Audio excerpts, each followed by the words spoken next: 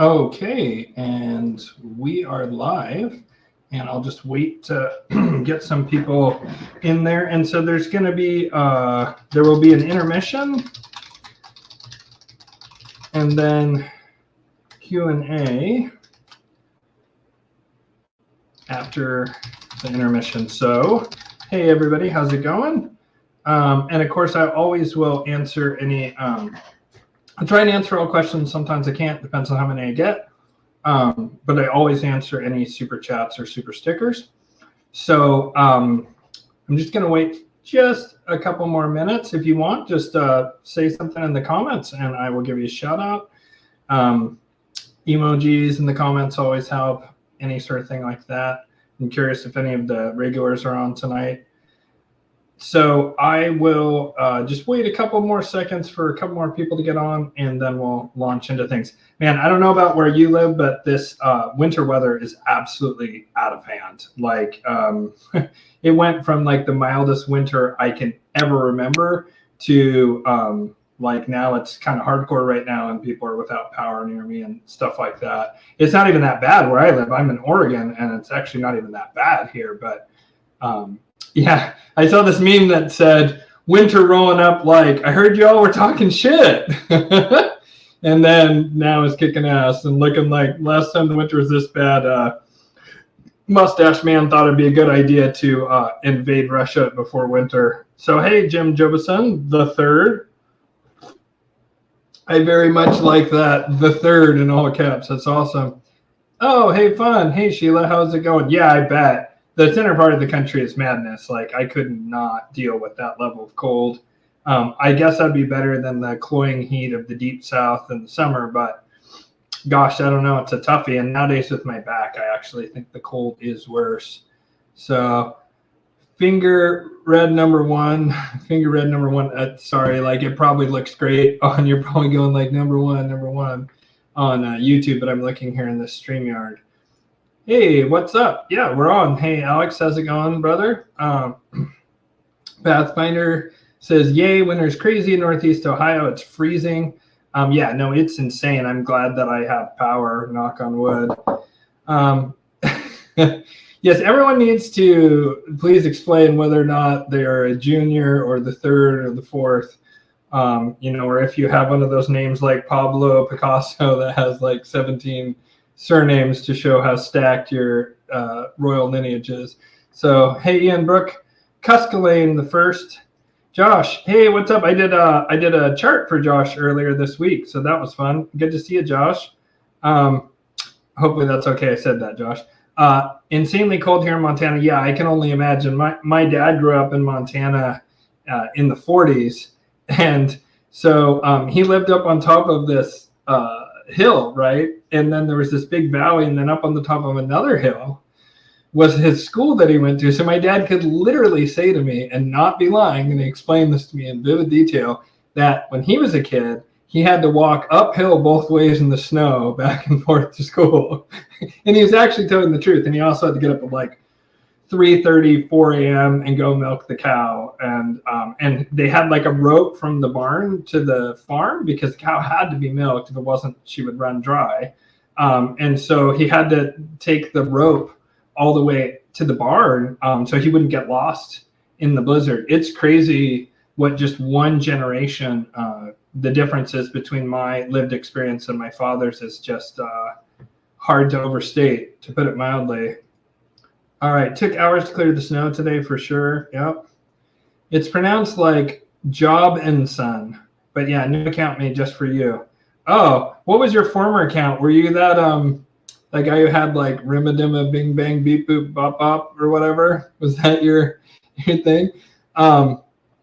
Yeah, so Job and Son, sorry I pronounced it incorrectly. You know, I knew this guy named whose last name was Robbins. And he was going to marry this woman named Robin. I kid you not.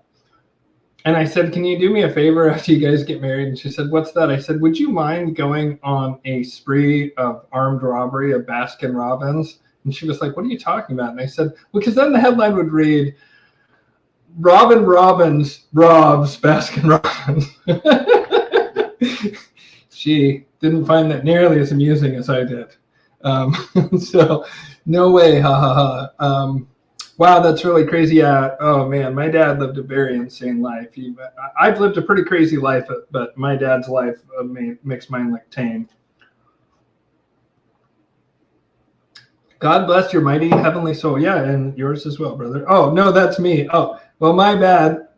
Is that Ryan Long in your photo, or is that you in your photo? It looks kind of, I think it's not Ryan Long. I thought it was like Ryan Long's kind of my current favorite comedian because he's so ruthless and he goes after everyone. He goes after the wokes, he goes after right wingers, he goes after everything. He mostly goes after the woke, but let's be real, that's a endless gold mine that you can carve out. That also is, like reality does 90% of the heavy lifting for ripping on the woke, which that's actually something I'm going to say today. All right, so pretty much caught up with people there in the chat. So, all right, one of the things I want to, I do actually want to talk about some of the insane clown world stuff that's going on if we have time. But I want to talk about something. I had a comment recently, and for whatever reason, the algorithm deleted it. And one of the things, like, I'll just be honest with you guys, and I know this invites trolls, but I kind of grew up and I was a people pleaser. And so when I see like negative comments, and I know how much work I put into, this channel, in terms of research and just the decades of research mostly, and just lived experience and things that I share from like my esoteric, occult, and more importantly, spiritual journey, right?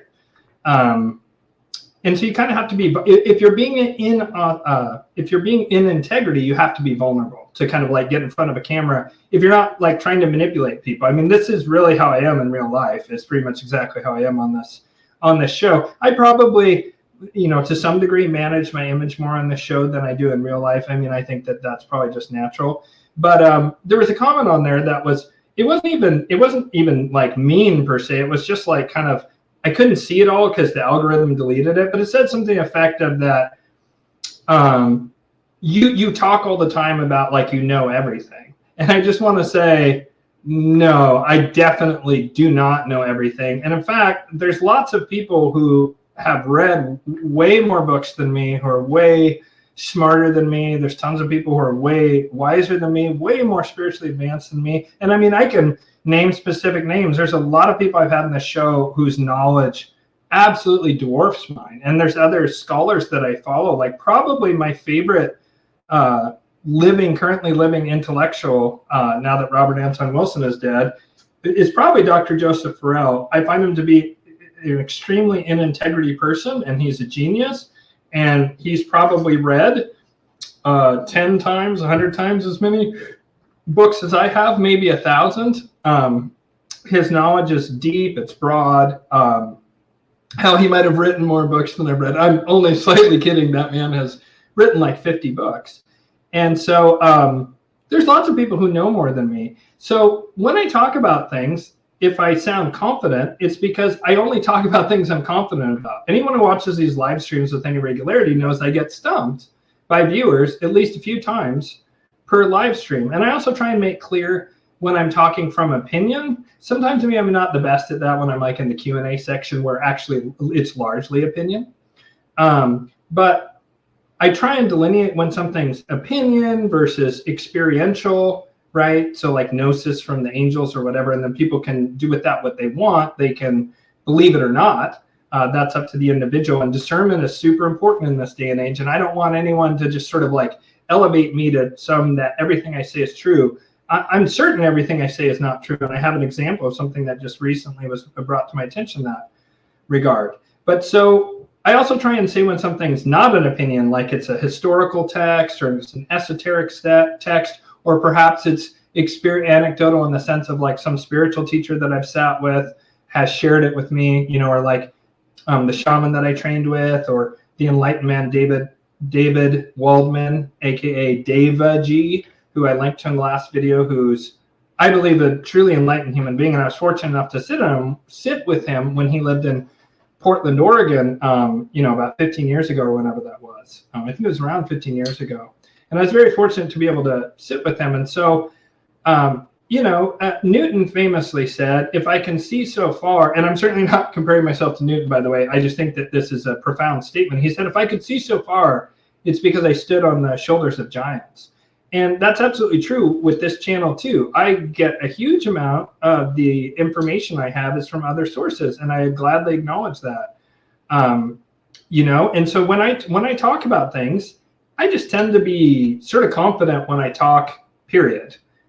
Or else I don't talk about something. I don't like talking about things I'm not confident about because I like to be in integrity. But of course, I also make mistakes, just like anyone else.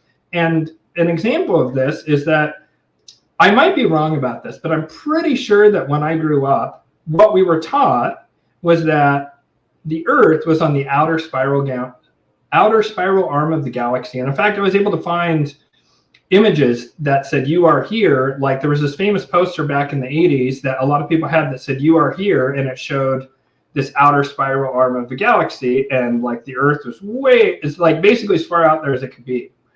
And apparently that's wrong. Apparently the universe is like 100, I think it's 100,000 light years across our galaxy. And weirdly, the exact same amount of time it takes to get around the galactic nucleus, which is 25,800 years, is also the number of light years from our position to the core, to the galactic center. And it's about that far out to the actual edge of the galaxy, that we're much more in the middle, like actually smack dab in the middle. And I didn't realize that. And I actually went on Sarah Westall's show and I said, and I've been saying on a number of shows that we're on the outer spiral arm, just because that's where I had thought we were. And I guess with modern radio telescopes and all sorts of other telescopes, that's evolved the same way. When I was a kid, it was 80,000 years old, I think, maybe even 60,000 years old was the oldest Homo sapiens sapien. And now they found that Moroccan jawbone, which is 300,000 years old. So it's like 4 or 5 times increased, 4 or 5 fold, like 400 or 500% increase since I was a kid. So there's things where there's like changing knowledge. And then also I misspeak and I say all kinds of stuff, well, maybe not all kinds of stuff, but I make honest mistakes, especially when I'm doing a very long live stream or an interview or whatever. But anytime I make a mistake, it's an honest mistake. Like if I'm like, this is how it is, talking about, say, the Venetian Black Nobility, well, I feel real confident in that because I did an absolute boatload of research on that over the course of 20 years.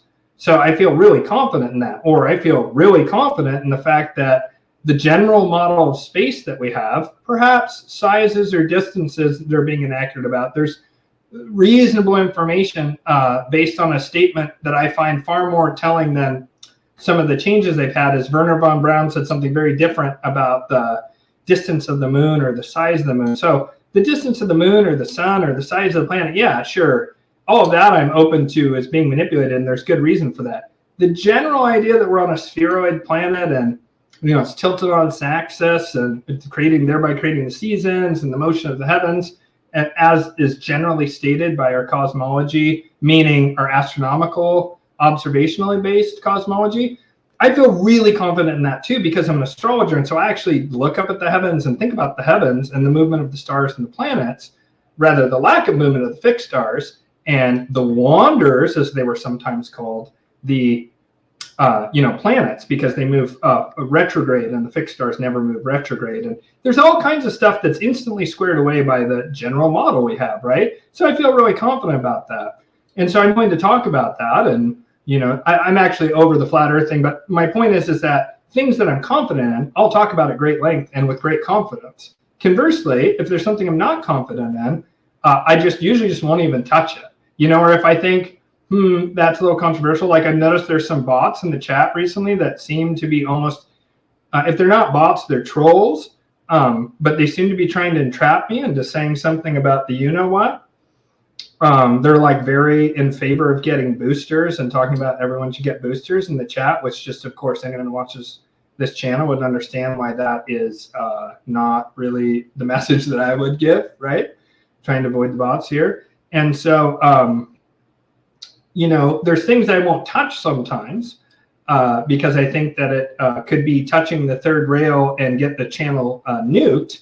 And I'm trying to stay on YouTube for as long as I can. I tried to upload there's supposed to be a way to automatically upload from YouTube to BitChute and Rumble, and I started that process ages ago, and it seems like nothing's happened. And I truly, genuinely loathe the idea of moving this entire library here over to BitChute or Rumble. Like that's a pretty significant task that would take a large amount of time. And so anytime that there's a clear mistake in my information, it's an honest one. It could be out of ignorance, like maybe I'm not familiar with the fact that the galaxy, I guess our knowledge of the galaxy expanded since I was a kid, or outdated information, which that is, or sometimes I have a bad memory or I misspoke. But if I'm saying something generally and I sound confident, usually it's because I truly believe, honestly, that what I'm saying is true, even if it turns out later that it was not because I made a mistake, right? So they also said something to the effect of, well, actually, no, I want to say something else. So one of the sources for information on this channel, and I'm very open about it, and I recognize that some people therefore question my mental health, is Gnosis in the form of like the angels or other spirits, right? Or like the Egyptian deity, Lord Thoth, will speak to me, right? I have direct telepathic communication with them. And that, of course, is experiential and it's anecdotal. And I don't expect anyone to just believe that, just like on an article of faith. They need to see whether it resonates with them and whether it makes sense for them. And to just, pay attention to when I state things like, how does that fit with your belief, right? Your belief system, and how does it resonate with you or not? And it's okay if it doesn't, and I don't expect anyone to agree with me 100%. And honestly, people who think that other people should agree with them 100% and that they're always right and they know everything and they have the receipts, and that kind of thing, those people, I think, should be questioned more, right? And so, I would never expect anyone to take when I say something about the angels as on the level of when I talk about the fact that the Roman Empire did in fact exist, right? Because remember, I shared that Facebook interaction I had with someone, which could have been a bot or a troll, I don't know. But they claimed that the Roman Empire didn't exist, which is about the most empirically proven thing I can conceive of. I mean, there's ruins frickin' everywhere in Europe, right? There's the most extensive historical record of the Roman Empire of anything, right? I feel totally confident saying the Roman Empire existed. That doesn't feel weird to me at all. So what it comes down to with this stuff, when it comes to like people relating anecdotal stuff, or even people who claim that what they have is factual, is trust but verify where you can, and then trust your own discernment and intuition. Because when I share things about the angels and what the angels have said, people should take that with a grain of salt and believe it or not based on the information, right? It doesn't resonate with you. So part of that same comment was that angels aren't what I think they are. And so people often try and say to me that the angels are bad, or I'm being tricked by demons or jinn or AI or aliens. I've pretty much heard it all by this point. And that it's so dangerous to interact with angels. And I'm like, well, yeah, but the proof is in the pudding to me. Yeshua said, you shall know them by their fruits. And anyone who has known me for 3 or more years since I really started my intense journey working with the angels, they know for a fact that I'm just a vastly better person. I'm much nicer. I'm actually much more driven. I'm much more successful. I'm much kinder. I'm much more compassionate. I give way more money to charity than I ever have. I'm just more likely to help people. I know some things tick me off and I can get like have gotten shitty a number of times in the channel, which is just an area I need to improve about, like flat earth or whatever, right? So I'm not saying I'm perfect. I'm just saying that I have improved so dramatically in the past 3 years since I started working with the angels that it's really hard to oversee it. I kicked a 28-year addiction to hardcore pornography based on the abuse that I had when I was a kid. And that was no small thing. And so it's been years now, and my life is more harmonious, and I'm just a straight up better person by any reasonable metric.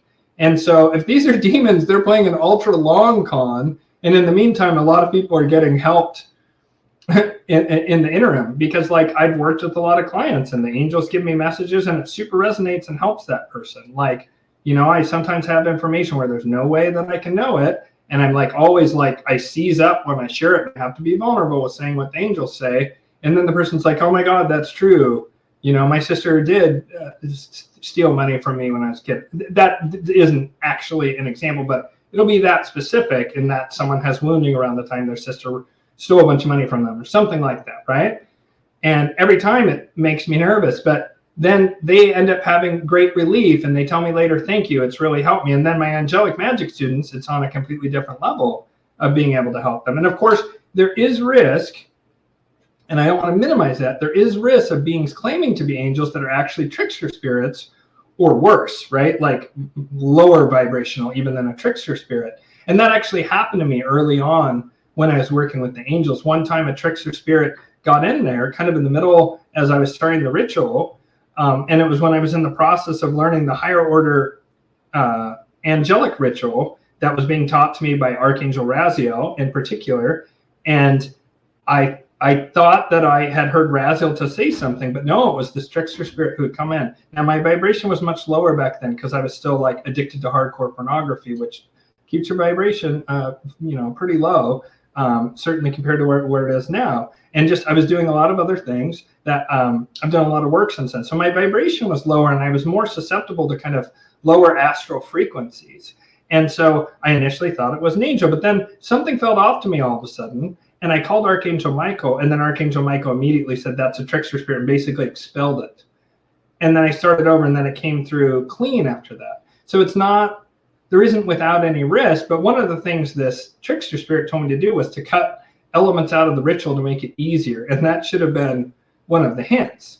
And it kind of was, actually. It was one of the things that made my intuition go off, is why am I cutting something out? And so, it's not without any risk whatsoever, but it's something that for me has been just like hugely positive. And I wouldn't recommend it for everyone. It isn't for everyone. And for a lot of people, it is very risky to open yourself up to that realm, because especially if you haven't done work, when you were like I was back then, for example, with a lot of unhealed trauma. I had done a tremendous work up to that point, but I still had a long ways to go, and I still do have a long ways to go. But I've come really far since then. And because of that, at this point, having worked all the way up to the Seraphim, it's difficult for me to even tune into it, even when I need to like inspect, for example, if someone has astral parasites. I have to really, really, really concentrate to see that frequency and interact with that frequency. But the opposite was true back then. And so it's not without risk, but it's been like so amazing. Where it is very close to risk-free is if you know what you're doing and you do certain very specific, angelic magic rituals. That when I was doing that, there was no problem whatsoever. Never had a problem. Even that has like pitfalls I found in terms of performance and efficacy and so forth. And so what it just comes down to, and what I would recommend to anyone, is if you are one of these people who's interacting with other beings, is that you've got to really know them by their fruits, right? Like, are they making you more jealous, more greedy, more self-centered, right? Are you finding that you're angry more often, or depressed, or unsettled, right? When you interact with these beings, like, is that how you feel afterwards? Do you feel drained, or do you feel like lifted up? Do you feel energized? Do you feel more peaceful? Do you feel more harmonious? That's the big one. Harmonious versus more chaotic. And so I just got to do this, guys, because it's what pays the bills. So I'm going to just real quick remind people on that note, I am later this Thursday is the last day that I am still offering the angelic magic class here for the winter, and then the next one won't be till sometime in the spring. And so I'm just real quick going to put that advertisement up and just talk about this very briefly. And so people have, felt and said, and in fact, if you watch the Josh Amaro interview at the very end, he talks about his experience. That's the guy who trained Navy SEALs and then went down there to Peru and interviewed the villagers about the alleged aliens. Well, anyways, he talks about his experience and the experience of the other men that were in that group who were all like badass dudes. Anyway, so the U.S. class is January 25th at 6 p.m. Pacific time, 9 p.m. Eastern. The Australia Oceania class is January 25th at 4:30 p.m. AEDT. I assume that's Australian Eastern Daylight Time, maybe? I don't actually know. So this class for those who feel the call to connect with the angelic realms and transfer their lives in miraculous ways. And so just go to whitelotusoflight.com, the consultations page, and scroll down and click in if you're interested. I either have 1 or 2 left, I forget, in the US class, and I have 2 left in the Australia Oceania class. Whoops, I'm trying to stop sharing. And so that's all. Just wanted to put that blurb in there. All right, so the next piece I want to get into is some update on the Shadow Wars. So I'm going to real quick just take a sip of this here coffee. And I'm not looking at any questions right now. I'll answer any and all questions that are super chat, super stickers, guaranteed. And I'll try to answer just all questions in the order I received them in. Just be respectful to everybody. I mean, just be respectful to me and be respectful to others. So first up, I want to just take a minute here, and I actually should have led the show with this. I had meant to, and it just fell out of order. I just want to take a moment to honor a really brave man who paid the ultimate price for being a journalist, and that's Gonzalo Lira. It was announced today, or perhaps I missed it yesterday. It was announced that he died in custody in Kiev, or someplace in Ukraine, held by the Ukrainian government. And his crime was he criticized Zelensky, and he was in Ukraine. And the American State Department knew about it because they got questions. I forgot if it was Blinken or one of those other scumbags, a national security guy, maybe a national security advisor, whatever that douchebag's name is. It was one of these soulless suits in the Biden administration, was asked about it months ago when it could have made a difference. And he just shrugged it off. They knew who he was, and they were totally fine with him rotting in prison because he was critical of Biden as well. So he's an American citizen. The Biden administration just let him be tortured to death in Ukraine. Our good ally and fellow locking arms and singing Kumbaya, defender of democracy. Ding! Why do you always wink when you say defending democracy, Biden administration? We don't know what you're talking about. Ding! Right? So I just want to take a minute because it's those people, it's just pure scum and villainy that would make Mos Eisley on Tantui blush. I just want to take just a real quick second, like just 20 seconds, and just honor Gonzalo Lira and just send a little love to his family. And let's support his family. I'm sure they're going to make us think about this, and let's support them. Thank you. Thank you, Gonzalo Lira. I'm sorry that you paid the ultimate price. I really liked him. I followed a lot of his work. You know, I watched a lot of his streams. You know, read some of the stuff he wrote. Sad. It's really sad. You know, the Ukraine and what's going on in Israel is absolute horrific nightmare, and at this point, just genocide. I mean, sure, there was a horrific, awful nightmare attack too, where innocent people were getting killed. But what's happening now is just it's wildly disproportionate, and one side has all the power. It's terribly wrong. And you know, I try to even think about it too much because it's just so crushing. It's just so sad, and I just can't wait till we get through this yuga. Oh, well, that is something I want to say. It's cool. Is I just interviewed Bibu Dev Misra, and darn it, I don't have it near me, but I got his book, Yuga Shift, and it is absolutely incredible. It is amazing. And so I interviewed him a couple days ago. I got to edit it, and then I'll get it up. And he and I talked about all sorts of cool stuff. He pointed out to me that galaxy thing that I led with, which Bibo is a great example of someone who's much smarter than me and probably much better read than I am, has a better reading pedigree than I do. But I can also snap out when people are bullshit artists or when people are sincere. Like people, you know, this field, if you will, truthing, like looking into alternative history, the occult, the esoteric, conspiracy theories. It's 8th house, astrologically speaking. The 8th house is the murkiest and most difficult, maybe the 12th, but it's the mystical and also the occult and the hidden and intelligence agencies and conspiracy theories and stuff. It's very murky by its nature. And so I have a really good bullshit detector. And so I can then find these really smart guys like Bibudev Mizra. And, I always try and cite his work, when I bring it up. But I can lean on these smart guys like Dr. Joseph Farrell and Daniel List and Walter Bosley and Bibudev Mizra, because I can tell that they're quality, sincere actors, right? So that is coming out very, very shortly. But what was crazy to me, and I think that I have it on this channel elsewhere, but I'm not sure if I mentioned a date. I'm curious if people watch the channel a lot. Do you remember the date that I've said? Not 2025, the year, but what specific date I've said for the end of the Kali Yuga that was told to me by the angels? Well, I'll just tell you, the angels told me it's going to be March 21st of 2025, which is 0 degrees Aries in the tropical zodiac.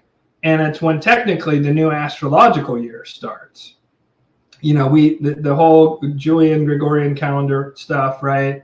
I don't want to get bogged down in that, but they changed the calendars, and there's been different reckonings, but there's been calendars at different times that have kind of marked basically the spring equinox is the beginning of the year, because it's kind of like the year starts and there's all this growth, and then there's summer, and then there's fall, and then there's winter, and it kind of matches the stage of being a baby and a young person, maybe up to a teenager, and then the summer is 20s to 40s, and then the fall is 40s to 60s, and then 70s plus is the winter, right? It kind of matches the human life cycle.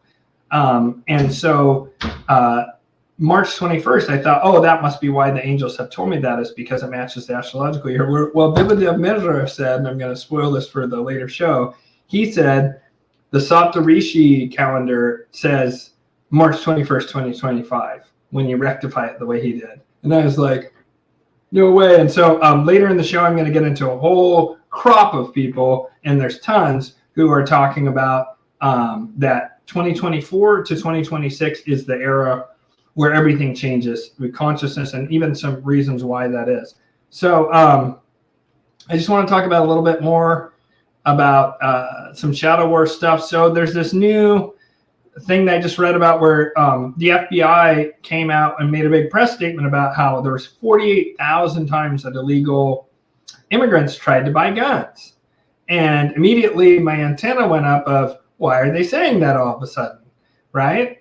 And so that sounds to me like prepping a narrative, perhaps, for an illegal immigrant, false flag, meaning a setup where an illegal immigrant opens up, right? I got to be careful because the algorithms just opens up on a crowd or whatever. And then they go, oh, no, we got to come for your guns, right? Because it's all angling to take the citizens' guns, of course, right? And the reason I think this in part is because in Britain, they're saying, oh, no, there's all these illegals committing crime. I guess the only way to solve it is a digital ID.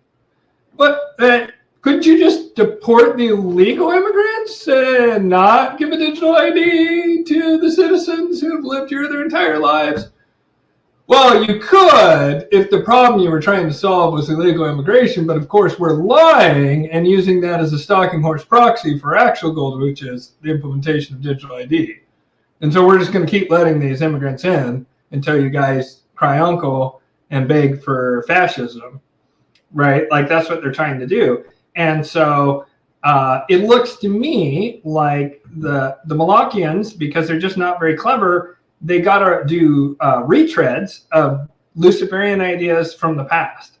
Lucifer isn't able to create anything, right? In terms of only the Most High in the paradigm of Malachian, Luciferian, Most High. Only the Most High can truly create things, but the Luciferians are very creative, meaning they're creative sort of on an intellectual level, right? Where there's poetry and music and that sort of thing involved. They can be quite creative on that angle. They're not generative, but they're very, very creative in that kind of way. Whereas the Malachians are not creative even slightly.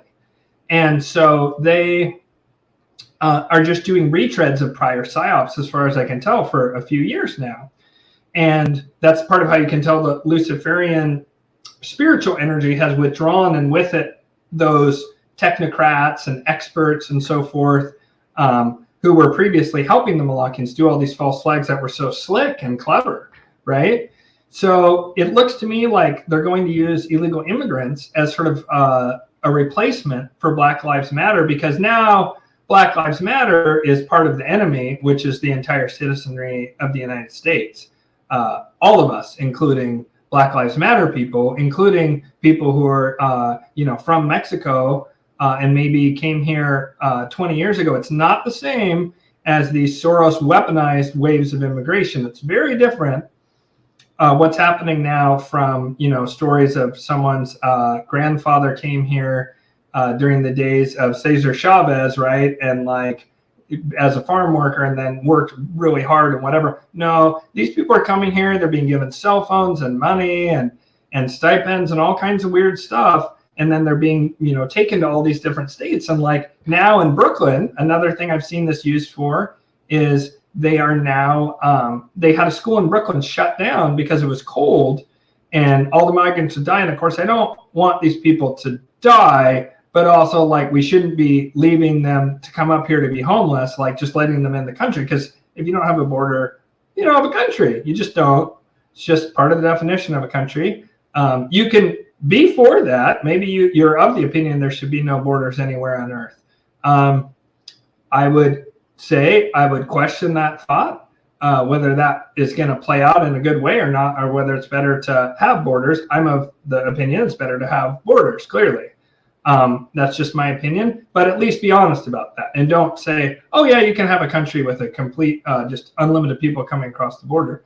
And the thing is that a lot of these people are young men of fighting age, and that's also not an accident. That certainly was done hyper intentionally in Europe, where we've already seen this weaponized immigration, the Soros weaponized immigration. And the thing is, you destroy the third world with wars and with sanctions and with fuel and food price hikes because of lockdowns, say, or years ago, what caused the Muslim waves of immigration were all the horrible wars in the Middle East. So you destroy the third world, destabilize those people, and then you bring them into the first world and destroy that too and destabilize it. And it's not going to be helping these people who are coming here. They might feel like they're getting helped at first, but then it's not going to help them. And at this point, the social services are at a breaking point, and that too is by design. And so I think that they're going to basically use this huge wave of immigrants to destabilize things, very similar to the way BLM and Antifa destabilized things in 2020, because hidden within these immigrants who are mostly probably young dudes who just want to make money and maybe bang some American women and send money back home, possibly. That did used to happen back in the 90s. There would be Mexican men who would come up and work really, really hard and send all their money back home. Sometimes their girlfriend would run off while they were there working in the U.S. Pretty tragic. So that is something that's happened in the past, and that could be some percentage of it. But a lot of it is the cartels are advertising it all over the world and then flying people in. I mean, it's very corrupt, and then they're assaulting women at a tree on the border before sending them across. They're robbing the people, in some case turning them into indentured servants. I mean, this is no kind of way to have immigration. Everyone, including the immigrants, is being harmed by this massively. Only the cartels and the other cartel, the government's cartel on legitimate use of violence, the monopoly on violence, the most important monopoly the state has, even above the printing of money, is the monopoly on legitimate violence, right? So that other cartel is also benefiting from it. But all the common people, whether they're the immigrants coming up here who don't know what they're stepping into, or the citizens of this country, everybody's being harmed. So it's pretty awful, and it's pretty clear to me that they're being brought in to destabilize things in 2020, and also probably do a lot of illegal voting, right? So, oops, hopefully I don't get knocked for that, but I'll just say it. It's not quite the same thing, but a Democratic congresswoman from New York said, oh, we can take as many as we need to in Brooklyn, right? Oh, I didn't finish that thought earlier. They moved the immigrants into a school and then forced those students to go to online learning, which what does online learning do? It stunts the social growth of the kids, and everything is recorded. You get more biometric data on the kids. You get more psychological profiles on the kids. You can just mine that data endlessly, right? There's nothing good about home learning for kids. Working from home, okay. Kids in school at home, definitely not. It's just bad. I witnessed it firsthand. I'm a parent. So yeah, that's one of the things that I see is them weaponizing these vast amounts of illegal immigrants. I mean, clearly that's what they want to do. I'm pretty sure the Luciferians know this, though, and have a counterplan. I don't know what that is, other than that when Trump gets in, that they'll deport a lot of them using the military. I believe he's telling the truth there. And speaking of Trump and the Luciferians, you always got to see the Luciferians as laying traps for the Malachians, sometimes several steps ahead. And they're very, very, very clever about it. They're very, very clever in the way that they communicate. Look at that Trump video I had last week. It was crazy. They're very clear, and there was layers of meaning. And there's like one layer of meaning, and it's a dumb one for the Biden campaign. And yeah, it might be a little slicker when they bring in the ringer, whether it's New Scum or Michelle Obama, whoever they settle on. Their campaign will probably be revivified and stronger, but it will not be anywhere near as good as the Trump campaign, which is, that last video is insane, utterly insane. If you haven't watched it, go back and watch the last live stream, watch that Trump video. It is absolutely wild. They basically say H.W. Bush was involved in the Kennedy assassination in a presidential campaign video of the leading candidate. Is kind of like, so I've noticed that there's been this maneuvering that's been occurring that looks to me like laying a trap around, can a president have immunity? No, only while he's in office, the Democrats say, because they have to take that stance in order to try and prosecute Trump over anything that he did when he was in president, whether it's to do with Georgia and the voting thing, or whether it's to do with, what's the other one? Oh, the J6, right? In either one of those, in order for them to go after Trump, they have to talk about stuff he did while he was in office as president, which means they're saying he doesn't have executive immunity. So then I noticed they floated out there, and the Democrats got kind of suspicious when they said something about this. Trump said, well, you know, I mean, like, you got to have immunity as president. I mean, otherwise, think of all those drone strikes that Obama did. That would open up Obama to legal action from all those drone strikes he did. And my ear went, what was that, Trump? And then I started thinking about it, and I go, oh, the Republicans are letting the Democrats lay the groundwork for a lack of immunity for former presidents like Obama and W. Bush for crimes they committed while they were president. Say war crimes, right? Say hardcore, big time, jaw-dropping war crimes, right? That are massively illegal, that currently they say, well, executive immunity. So they floated the idea that, well, what if you, they asked, what if you would, what if there would be, I gotta be real careful here. What if you wanted to unalive a political opponent, right? And you did that as president, would you be immune? And Trump's legal team said pretty much, yeah, right? And everyone's like, whoa, you can't just unalive an American citizen like that. Except Obama did with the drone strike at least once that I'm aware of, and I think it was more like 3 or 4 times. So do you see how all of a sudden this looks like judo, where you're trying to trick your opponent into putting too much, leaning forward too far, and then you pull them and they go flying because a lot of it is their own energy, right? It's that same rope-a-dope Sun Tzu kind of stuff. And remember, he quoted Sun Tzu in the campaign video he did. So I think that they're setting the table for an Obama prosecution after Trump wins.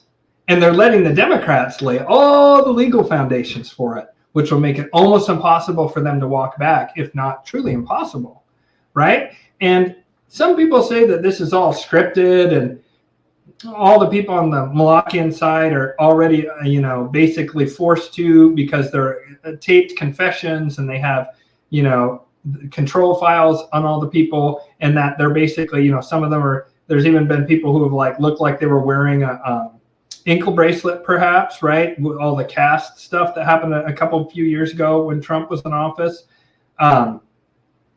You know, and then there was that weird thing where there was the Bush, H.W. Bush funeral, and all the big time Malachians were there, but Trump, I do not believe was. But so like Biden, Obama, the Clintons, and W. Bush and Jeb Bush, they all got an envelope and they opened it up and nobody knows exactly what's in it. There's a lot of speculation, and I'll share the one that I think is correct and one that I read and I just think it's true. And again, it's that 17th letter of the alphabet kind of milieu where I discovered this, and it seems like it has legs, being aware that it's a Luciferian thing, and so deception is certainly involved here to some degree. When they opened those envelopes, like the blood drained from their face, they were absolutely, something scared the shit out of these people. And just consider that for a minute. What would make a president, a former president of the United States, visibly frightened? Basically, the only person who didn't seem visibly frightened to me was, interestingly, W. Jeb looked terrified. Hillary like just about jumped out of her skin with whatever she read, and that was a particularly big one. The Obamas looked shocked. Of course, Barack was able to be much more composed. The Obamas looked like, what the fuck, at whatever they read. Same thing, Joe Biden looked freaked out. And the only person who didn't look that way was W, and W is just like, he just kind of had that sad Eeyore vibe of, you know, man, I've been taking it in the ass literally since I was a little kid. This is just more of the same. I was just a fucking goddamn puppet up there. You know, I was just a placeholder and a puppet. Figures, you know, like whatever, you know, just kind of like Charlie Brown after the football getting pulled away for a millionth time. That was kind of the energy W had to me. Well, the rumor is that basically H.W. Bush had signed it, and there was a letter from all of them from H.W. and it said, they have everything. I'm sorry, H.W. Bush. They know everything. They have everything, which again, that data center being turned on right before Trump got into office in Utah, where they could monitor everything in real time. And they turned on this supercomputer that could very easily be quantum. We know that it requires liquid hydrogen, liquid helium to cool it. It runs so hot. And the exact specifications of it, of course, are a tightly guarded secret. And I'm betting that anything they do say is greatly understating the power of that thing. And considering Google, not too long or around that time, said, hey, guess what? We got a semi-functional quantum computer.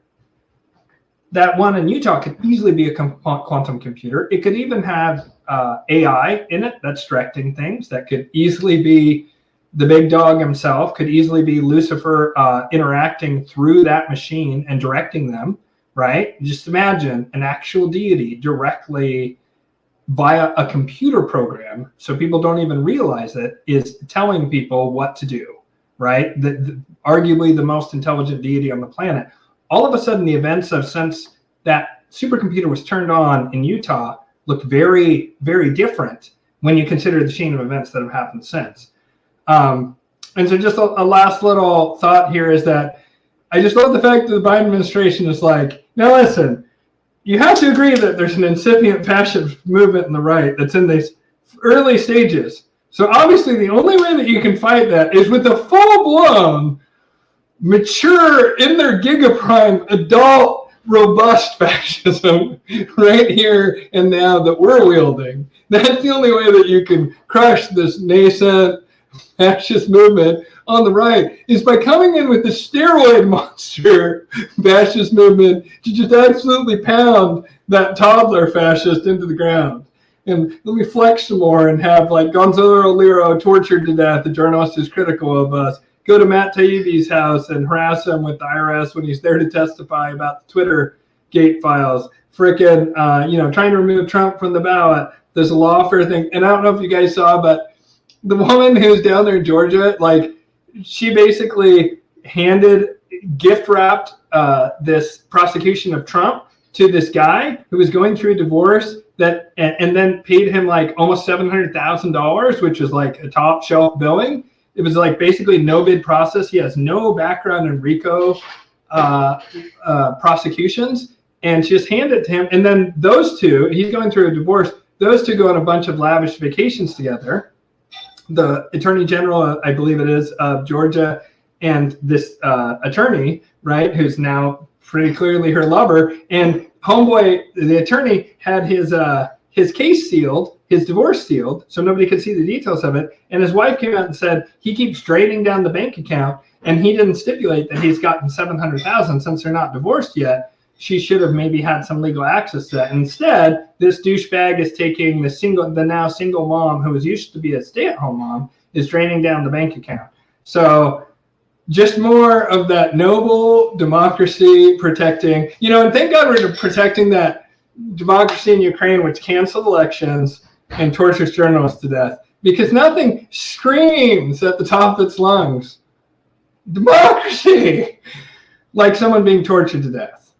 I mean, wow, that's just, it doesn't, I mean, like, where is, Socrates when we need him to admire the advancement of our democracy? Like, we're democratizing at a level he could have only feverishly imagined in his worst nightmares. All right, so last thing I'm going to do here before we take a brief intermission, and I got to pull this up. I should have already had this up. Right, so it's a list of, and I'm not going to go through all of them. There's just too many. But there's apparently 59 now clairvoyants, astrologers, mystics, who are all saying this was an overly optimistic, like we're moving into a golden age, which that is not my belief. That's not what the spirits have told me. We're going into a bronze age, which will still be way better than the Iron Age Kali Yuga, but the interim period could be rough, and then the Bronze Age will not be a utopia, although it might look that way, especially at first, because the Luciferians are going to polish that shit till it gleams, and it will look pretty good with anti-grav and free energy and all the pedos hanging from the neck. That's my favorite part of their administration. You had me. Did you say that you guys would wipe out the pedos? I don't need to hear about your energy policy. You had me at wipe out the pedo-Malachians, right? As I said before, my hands are going to look like Marty Rainey from Homestead Rescue, that Alaskan guy who has calluses, like, no joke, like that thick on the show. They show a big close-up of him. He's like, what's my resume? And he shows these hands that it looks like NASA could use it to fake moon landing videos because it's all dusty and crater-ridden and horrific and looks like no life can survive on it. And it's that thick. That's what my hands can look like, but from being a soft computer guy clapping uproariously at the freaking Malachians and their kangaroo court trials of these Malachian scumbags. So, all right. Here's a list of people aside from me who are saying it. Let's see here. Got to get to the actual name. So Maharishi Mahesh Yogi, for what it's worth, said way back in 2006-07 that the Kali Yuga was broken. I actually remember that. He died shortly thereafter. He said the Kali Yuga is broken, and that you would really see it in earnest, a huge transition and crumbling of old waste between 2020 and 2025. That is true, that he said the Kali Yuga end. I'm not sure about that exact prediction, the last one I said, but I'm just going to go ahead and trust that this woman's being honest with me. Some channel called 5D Ascension 111 said that within 2 or 3 years, the Earth will completely change. It's already started to happen, and they said it back in July 19th of 2023. So 2 to 3 years is 2025, 2026, same time range. Beverly Anderson, who's a professional intuitive counselor, said, let's see here. She said in 2025 that the next 3.5 years will be worse. In 2020, let's see, wait. She basically said 2025 is when things will start to get better, and that there'll be a tipping point that occurs in the next 3.5 years. And she wrote that in June 2023, so 2026, and then a rebuilding phase of 10 years or so. For what it's worth, the angels have told me that things will this year start to really like get nutty, and like the shadow war might break out into and become an active war, a shooting war, and like I would imagine a lot of elites will be snuffing each other out. The internet could go down, like there could be all manner of chaos, and that's why I always tell people on the show, prep your heart and soul most of all, because you'll know how to move if you prep your heart and soul. If you're able to prep for food and getting in better shape, and having water and medicine, do all that stuff. If you have extra beyond, point and click stuff to defend your food and your family and stuff, because there could be desperate people or nasty people, because there are nasty people out there, who try and come and harm you, and you've got to be able to defend yourself. So once you're done taking care of all that kind of basic survival stuff, if you have extra money, gold and silver is the first thing I recommend. Not a financial advisor. And then the ISO 222 coins you may want to consider for upside and also portability, because you just need to memorize the wallet code. So then I guess some anonymous clairvoyant who's friends of someone who wrote this book called Final Event, Dawn of the Age of Truth, said that the new era will begin, but not until 2025, and that between now and then there'll be a lot of cleansing going on and a lot of upset. And that's what the angels told me as well. Sorry, I forgot to say. So 2024, literally any time now, stuff can get super nutty. Probably as we get closer to the election, it becomes more likely. At the latest, things will get really hot by spring of 2025, specifically March 21st of 2025 is when the angels told me on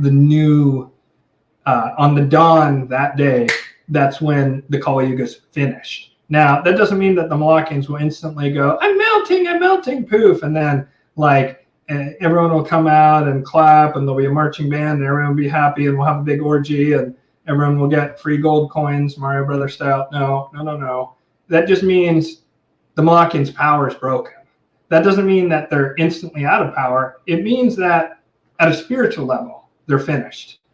This could have a very dramatic thing of where like a wave of light comes from the central galactic core, or we move out of this dark star region, and so light that's already coming through is blocked by that dust cloud will come to us from the center galactic core and will be vitalized by that. I talk about that a lot with Bibudev Mizra in the show I'm going to drop later this week.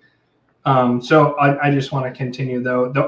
So by 2028, the Malachians will have, this is what the angels have told me for what it's worth, that the Malachians will have finished off, that Luciferians rather will have finished off the Malachians by 2028, and by 2030 they'll really begin the rebuilding process. Now, Bibudev Mizra does not agree on that timeline. He thinks that things will get crazier up into 2032, 2034. It could get really nutty.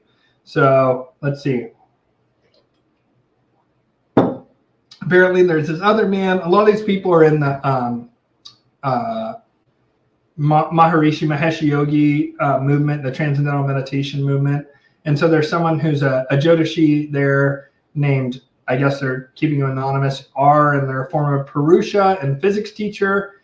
And they basically said that between 2022 and 2025, there's going to be this huge change. There was actually a guy also who had a near-death experience back in the 70s who he was told that by 2025 things would change. And I didn't know any of this until I had read, to be fair, I had read Bibudev Mizra's thing like in 2016-ish, maybe 2015. I'm not sure exactly. Sometime between 2015 and 2017, I guess, I read it. And then I forgot about it until the angel said in 2025 that things were going to shift. And then they said, you call it a Yuga shift. And then I was like, wait, didn't I read an article about that a long time ago? And I went back and looked, and there it was. And then the angels then gave me that date of March 21st. But it turns out tons of people are seeing the same thing. Also, Peter Shampoo, who's on this channel a lot, the Geomancer, he said that he has deep contacts in indigenous groups in the US, Canada, and also I think maybe Australia. And he said that they're saying 2024 to 2026 range, same thing, that's prophecies they have that are internal prophecies or channeling from Great Spirit or what have you, some other mystical source among indigenous folks here in the North America. I guess Bashar, I don't put a ton of stock in Bashar, but I don't know. They said that 2023 is the end of some 40-year cycle, and that they'll then, I guess, be done doing whatever. And he claims, interestingly, that let's see, 37. I'm sorry, I'm trying to read from this email, and there's a lot of extraneous information. So the ending of the cycle and the beginning of the window of open contact. So he apparently claims there'll be open contact with extraterrestrials in 2025. Could be. I mean, I'm open to it. I don't know whether I don't know. The whole ET thing is probably like the murkiest thing on the planet, so I'm not sure what I think about. I mean, I definitely know ETs exist. I definitely know they visited here certainly in the past. They're probably here now, especially post Roswell, nuclear radio and radar stuff coming off the planet. So I'm sure they've been here. I just don't know about that specific prediction. The ET seems less relevant to me because this is about the spiritual development of the Earth and the organisms of the Earth. It's not about, which may involve opening up to a larger galactic neighborhood, but to me, the real meat of what's happening is a spiritual consciousness shift for humanity. So apparently some guy who, oh no, this is more from Bashar, the end of 2026 or the beginning of 2027, there'll be open contact. So I guess they revised it backwards. Dr. Linda Kramer, who had an NDE and is a psychic, she said in 2001, during her near-death experience, so another near-death experience where this was told, 2025 is when the world would come into peace. And sometime after 2025, a peace will come. And that hard times will be from 2020 to 2025, which implies that things will begin to get better in 2026. Again, that's not exactly what's been told to me. I've been told that 2025 marks, it'll really begin probably this year, probably by the election, that there'll basically be, not necessarily in the biblical sense, but yeah, you can take it there, sort of a tribulations period that would last until like 2028. I actually see like the roughest years coming up in the very near term, as soon as this year, but no later than next year. And so we'll see what happens, of course, but I just continue to go down this list of different people. A lot of these people are protecting their identity. And again, so this is transcendental meditation teacher, and they said they get the impression the shift is going to become more obvious to people in a few years. And they agreed. And of course, you know, their guru Maharishi said it. So of course, a lot of the people in the transcendental movement are going to agree with it. That's not nearly as juicy to me as some of these other ones.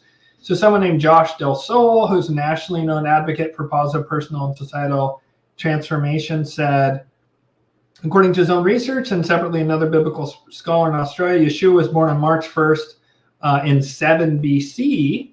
So that is about the time of year. I believe that Jesus was definitely a Pisces, right? I mean, he is basically the age of Pisces avatar. He's the most important avatar of the age of Pisces because Buddha and Lao Tzu and Pythagoras would have been Aries, avatars. And so Yeshua is probably the most important Piscean avatar. There might have been others. I think Kuan Yin you could call a Pisces avatar. Perhaps Ramana Maharshi is a Pisces avatar. I could see that. But Yeshua, easily the most famous of any of them, and he was born March 1st, 7 BC. It makes sense to me that he would be a Pisces based on a variety of astrological things. I'm not going to get into it now. And he says if he was indeed 33 when he died, that's when the symbolic death happened. And I believe that he then survived and eventually went to India, and Mary Magdalene went to France. That's actually my personal belief, but it's okay if you don't think that. This guy then goes on to say, if my research into his date and birth is correct, he would have been crucified 27 AD, since there's no year zero. So that port toward the bottom of your article about within 2,000 years of crucifixion of Christ, there'll be basically the return, the second coming. 2027 then is the date that person comes to. Very interesting. Right in that general range of 2024 to 2026, just outside of it, but close enough.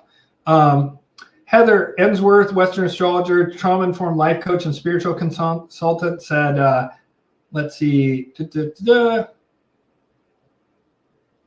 She said it's going to get really intense between September 2021 and the end of 2024, which is certainly, it seems to be true, and that there's this great unraveling, and there'll be a lot of revelations. This person believes that we'll have the apocalypse in the sense of moving through it.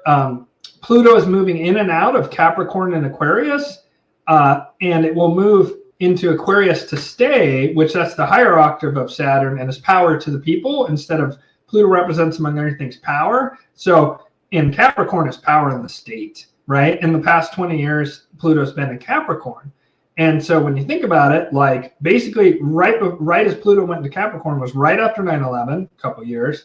And then like the height of the evil Bush administration, Homeland Security, all this kind of stuff was sort of rolled out during that period. And then we've had 20 years of extreme state power that's been completely out of hand and tyrannical control, kind of like the worst aspects of Capricorn. And Pluto has been going in and out for a while now. It's right on the cusp, and when it retrogrades, it goes back into. And it's I think it's in Aquarius right now, but it might be in Capricorn. But it's going to go even back and forth a couple times this year, and then like I think it's the 12th or something of November, like a week or 10 days after the election, it moves into Aquarius to stay. It will not retrograde back into Capricorn. And so you see this power struggle, and you can really see in a lot of ways. The Malachian energy is a lot like the lower aspect of Capricorn, and just kind of, sorry, any Capricorns watching, but Capricorn is kind of like a very materialist and power focused and structural power focused sign. I mean, you sometimes get, good ones. Of course, everyone will argue about any political figure, but like Martin Luther King was Capricorn. So it's not like Capricorns are automatically evil. And in fact, Taurus are very often like the most unhinged when they become dictators, interestingly enough. But the Capricorn energy is much more about like wealth and power and control and plutocracy type energy and Malachianism and monopolism. And Aquarius is much more like distributing power, distributing resources, power to the people, right? Liberty, right? It's about fighting against the dominant regime. The Aquarius are very revolutionary and very against the dominant regime. And you could say that in many, many ways, Aquarius is not the only sign, but is one of the signs that's quite heavily sort of Luciferian in character. And I'm not saying that everyone who's Capricorn is Malachian or everyone who's Aquarius. That's not what I'm saying. I'm talking about the energy of the signs, right? And especially the way Pluto, which is all about power and control and transformation, and how that works. And so she says that the threshold is, in November 2024, and then especially in once we get to 2025, it really brings in that age of the energy of Aquarius. Pluto's also been going back and forth over, I think, where the natal Pluto was during the Revolutionary War. I did a video about it. I can't remember the exact. It might be over the ascendant of the Declaration of Independence chart or Constitution chart. But anyways, I did a video about it a while ago. And so it just goes on and on. There's Dr. William Gasper, and he says in February 2025, he made that prediction in 2012 that in 2025 of February, which is really close to March 21st, right? Very close, that things would change. Martin Geddes, who's a polymath, scientist, IT consultant, and artist. He's someone who I guess is really involved in the Great Awakening stuff. Which could mean that he's an agent, who knows, maybe not. It could just be like me, right? 2024 is nothing but change, and 2025 is the start of the new era, he wrote. So anyways, it just goes on. Oh, Braca Goldsmith, that's one last person I want to mention. Incredible Western astrologer. She's among the very, very best on earth. Love her, really sweetheart. I don't agree with her about some politics stuff, but she's a really good person. And it just goes on and on and on. There's 59 of them. And I make 60, so nice round 60 people. And so I might figure out a way where I can post this. One of the things I'm going to be working on is I already am doing this for my angelic magic students, but I'm thinking of making a forum, a White Lotus of Light forum, like where people can post. I'm thinking of having a public one and a private one. So people can do things like network for, in case there's disaster scenarios, or just to meet like-minded, people who are seeking truth or whatever. And I want this to be like a community that's built around the community, right? Sure, we might have mutual interests, and maybe you came together about this channel, but it's not about me or, oh, you got to only talk about something that Ian says and you can't disagree with them. I mean, I'd rather not have. I'll probably delete any flat Earth posts. I'll just tell you that right now. Just envisioning that, or some of the other conspiracy theory things that I hate. But I might just like have it posted in there, like, You can go anywhere else on the internet and talk about that. I'm done with those subjects. And so, but it's just a place where people can network and talk about sort of some of the concepts that are on this channel, do their own research, share skills, share knowledge and information. I talked to Bibu Dev Misra about it. He's interested to come on it. We have a very small one right now that are like my former angelic magic students, and we're talking to each other. And I'm going to maintain some kind of something for people who are sort of have been through the angelic magic class, because you really come together with the other students. And then the students seem to really like each other because we're all like kind of on a similar vibe. And so like people, I haven't even been on in a few days, but people have been having good conversations on there. So I want to do that.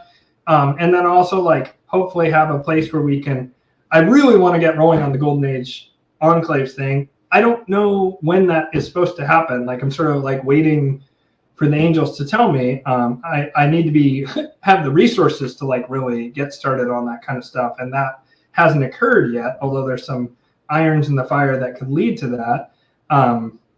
But that's one of the things I want people to be able to talk about in the forum. And so we're going to have a forum here pretty soon where people who are sort of, I don't know, attracted to some of the things that are discussed on this channel. But again, it doesn't have to be limited to things that are discussed on this channel. Other than the aforementioned, I'm done with Flat Earth, guys. I'm really done.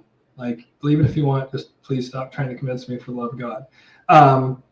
And so other than those couple of things that just drive me bonkers, and if you think that makes me a shill and a high-ranking member of the Illuminati, I got to tell you, they really this guy who's like, you know, maybe struggling a little bit. Oh, I didn't realize I had laundry stuff in the background. That's even more authentic, hilarious, especially with what I'm about to say. But they really nailed this wardrobe at Illuminati Central Casting. Really nailed this guy who's needs to get a haircut look. Like, I mean, they knocked it out of the park this time. You know, like even though I'm fantastically wealthy, the fact that you know, Central Casting just really makes it authentic. This guy who's you know just doing pretty good, but could be doing a lot better. Let's put it like that. Anyways, so we're going to go ahead and take an intermission here, and I realize that I'm going to lose some folks. I need a little break to run to the restroom and to take a little puff, so that way my back isn't hurting so much. And I will be back. And thank you to all the people who gave me various different things I can do to help my back. I haven't been able to look at all of them, but I really appreciate people thinking about that. So let me pull up the intermission. I wish I could use that intermission from Monty Python and the Holy Grail. That would be truly glorious. I'm sure I'd get a copyright strike for that action. But if I could, I definitely would. All right, let's see here, and we'll put that up. And then, oops, I gotta mute my microphone and then put that up. And then I'll be back in about 5 minutes, guys. Maybe just slightly quicker than that.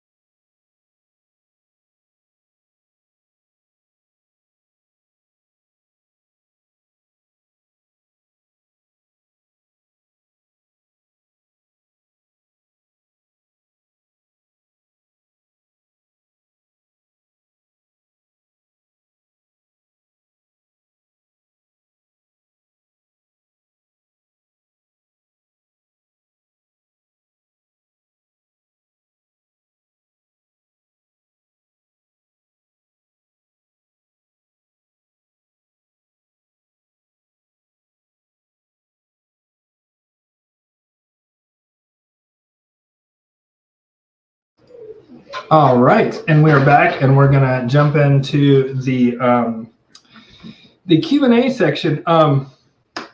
Boy, it's really snowing here, and so guys, next time she tells you 3 or 4 inches isn't that much, videotape it and have her shovel it off the driveway. I'm just kidding.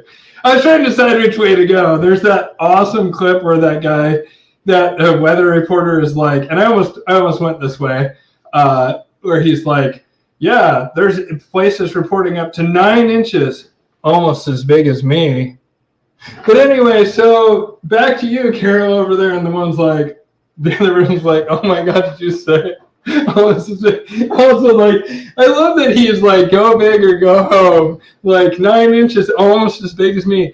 Dude, you're in front of the wrong kind of camera crew if that's what you're sporting down there. I'm anti-porn, but I'll make a porn-based joke once in a while. All right, let's get to this. Oh yeah, Ryan Long, Love Him by the Brook. Yeah, Ryan Long is awesome. I probably have comments that would have made sense like 45 minutes ago in the live stream, but will make no sense to me now because they'll be referencing something I'm saying in real time without enough details. And I'm like, man, do you think I even remember what I say? All right. Hello, Jobbins. That sounds bad somehow. Ignore my many comments. I'll shut up now. Oh, no, you're good, bro. I don't mind if people have a few. I'm curious if you're familiar with Michael Tsarian. Is that the guy who's like a former Satanist or something like that? I don't know enough to make it a proper judgment of this person. I think I did see something maybe by this guy, something about Ireland that was noteworthy and had a bit of a ring of truth, some alternative history thing about Ireland, like that Atlanteans fled to Ireland or something like that. That was very intriguing, and I wanted to look into it more. I know he's an ex-Satanist or whatever, supposedly, and I do definitely believe in redemption. There's a guy that I sometimes consider bringing on the show. He would like to come on the show, who he was a warlock for he's like probably my age, could be a couple years younger, could be 5 or 6 years older. I'm not sure. But he was a hardcore warlock and very dedicated to the path, and he taught people black magic. And I was friends with them because of there's just that weird period of time that was like what activated me, which is this ex who was into the dark magic, right? And so I kind of was in that milieu for a minute. And one of the things that shocked me is these people who were sort of, I don't know, micro niche celebrities like I am, whatever, who were talking about demonic magic, right? And doing lots of demonic magic and curses and hexes and stuff on each other. These people, and some of them even had fairly large followings, one person in particular, but I'm not going to touch that with a 10-foot pole. They all, I was shocked by how most of them, there was a couple of them that were quite awful, predictably. But a lot of them were seemed like really wounded people to me, right? Much like my ex, who, she was a full-blown DSM 12 out of a possible score of 10 narcissist, but she just couldn't help it. And I somehow was blind to it for some period of time. But the point of that story is that I met this man, among others, who actually I kind of liked. And I didn't, they weren't they were sometimes doing bad stuff magically, like on other people's behalf, or teaching people to do bad magical things, curses and hexes and really nasty spells like that. But somehow they all were very weirdly respectful towards me as an angelic magician. And also they were all kind of surprised that I didn't do any other kind of magic, or any, I guess better put, darker magic. They were always kind of taken aback by that. But one of these guys was a warlock, and he claims the angels came to him, and he calls them the Empyrean. And he said they came to me, and they basically said, very soon the final karmic ordering of humanity is going to come, something like that, which is very similar to what the angels have told me, that this end of the Kali Yuga is a balancing out of the karmic books, which is part of the reason the Watkins are going to get clapped so fucking hard, is because they think that they found their little loophole with the revelation of the method, but does that really make any sense? No. It lessens the karma maybe by a hair, but not not much. The main reason they do that Revelation of the Method stuff is to prep their black magic. It's very little for, I don't think most of the ones who know what they're talking about don't think that there's a karmic price. Although I did notice that was a commonly held belief among these kind of black magicians I was talking about. But so the angels have told me it's a karmic rebalancing, and this warlock guy told me that they came to him and said, like, you're going to be thrown into the pit. And I knew this guy when he was a warlock, right? And he was fascinated by what I did and was very respectful towards me. But he and he asked me questions about angelic magic. A number of them asked me questions about it. They weren't willing to do what you need to do to be an angelic magician. They just weren't willing to give up their vices of various kinds and their egoic problems and their wounding. And so he claims that the angel said, like, humanity's karmic reckoning is coming, and right now your soul is damned. So cease what you're doing immediately and start on the path of redemption. But you have to renounce this black magic right away. He said they basically Clockwork Orange held his eyes open and forced him to see all his karma of having taught all this black magic. And so I believe this is a super ultra giga Ian style long-winded answer to your question. I believe it's very possible for someone to find redemption. The angels will always talk to people. Archangels, at some point, you can alienate even the archangels to where you'll be so dark that the archangels will not come to your call. Angels still will, but when you get to that point, like, I'm pretty sure this guy I'm talking about could still talk to archangels. By the time you get to the point where you can only talk to angels, it is a really long path back. And more than likely, you're going to just end up dying long before you can redeem yourself. And you're going to have to pay the price in the in-between space of the lives where you have to go through the karmic reckoning about what you've done and how your soul erred, right? How you sinned, how you missed the mark, right? Not that, like, you were jerking off when you were 15 and at a Catholic private school, but I'm talking about where you yelled at someone that you love, something like that, where you missed the mark, right? That you have to review all that between deaths. That this is what I believe and what's been told to me. And sure, it's an unknowable, but I feel very comfortable with it that it's correct. And if not, or I mean, even after you've done that, you still have to then in future lives pay for it. So this guy recognized, like, how far he has to go, and the angels are not nice to him. He has a very different experience of the angels than I do. The angels are always very uplifting to me. They're very forgiving and compassionate. They won't allow me to do self-pity. They call me out on that immediately and over again, and they won't let me, they'll call me out on things, and then if I try and get self-pity or victim mentality because I was victimized when I was a child, that they'll just say, we don't do that. This isn't becoming of you. This isn't becoming of you, Ian, like, you need to do better than this, right? But they'll say it in a very loving way. That's not his experience at all. His experience of the angels is that they're like the angry nun at the Catholic school with a frickin' ruler with a yardstick with a lot of frickin' tape on it and heft, and she's just looking for an excuse to frickin' crack you on the knuckles, right? That's the energy he describes this as, like, sounds like the old school nuns at Catholic school when I was a kid. The Catholic school I went to, just to clarify real quick, I didn't have nuns as teachers, maybe one, but the nuns taught the Sunday school, and they were very strict indeed at Sunday school. So I didn't go like full-blown Catholic boarding school nightmare, and praise be to God for that. Point is, I'm bigly familiar with this man, and I believe in redemption. I do have to say that that's a curious background, but I could see people say that I have a curious background and not trust me based on that. And I have come a long way, and so I believe that people can. My father came a long way before he died.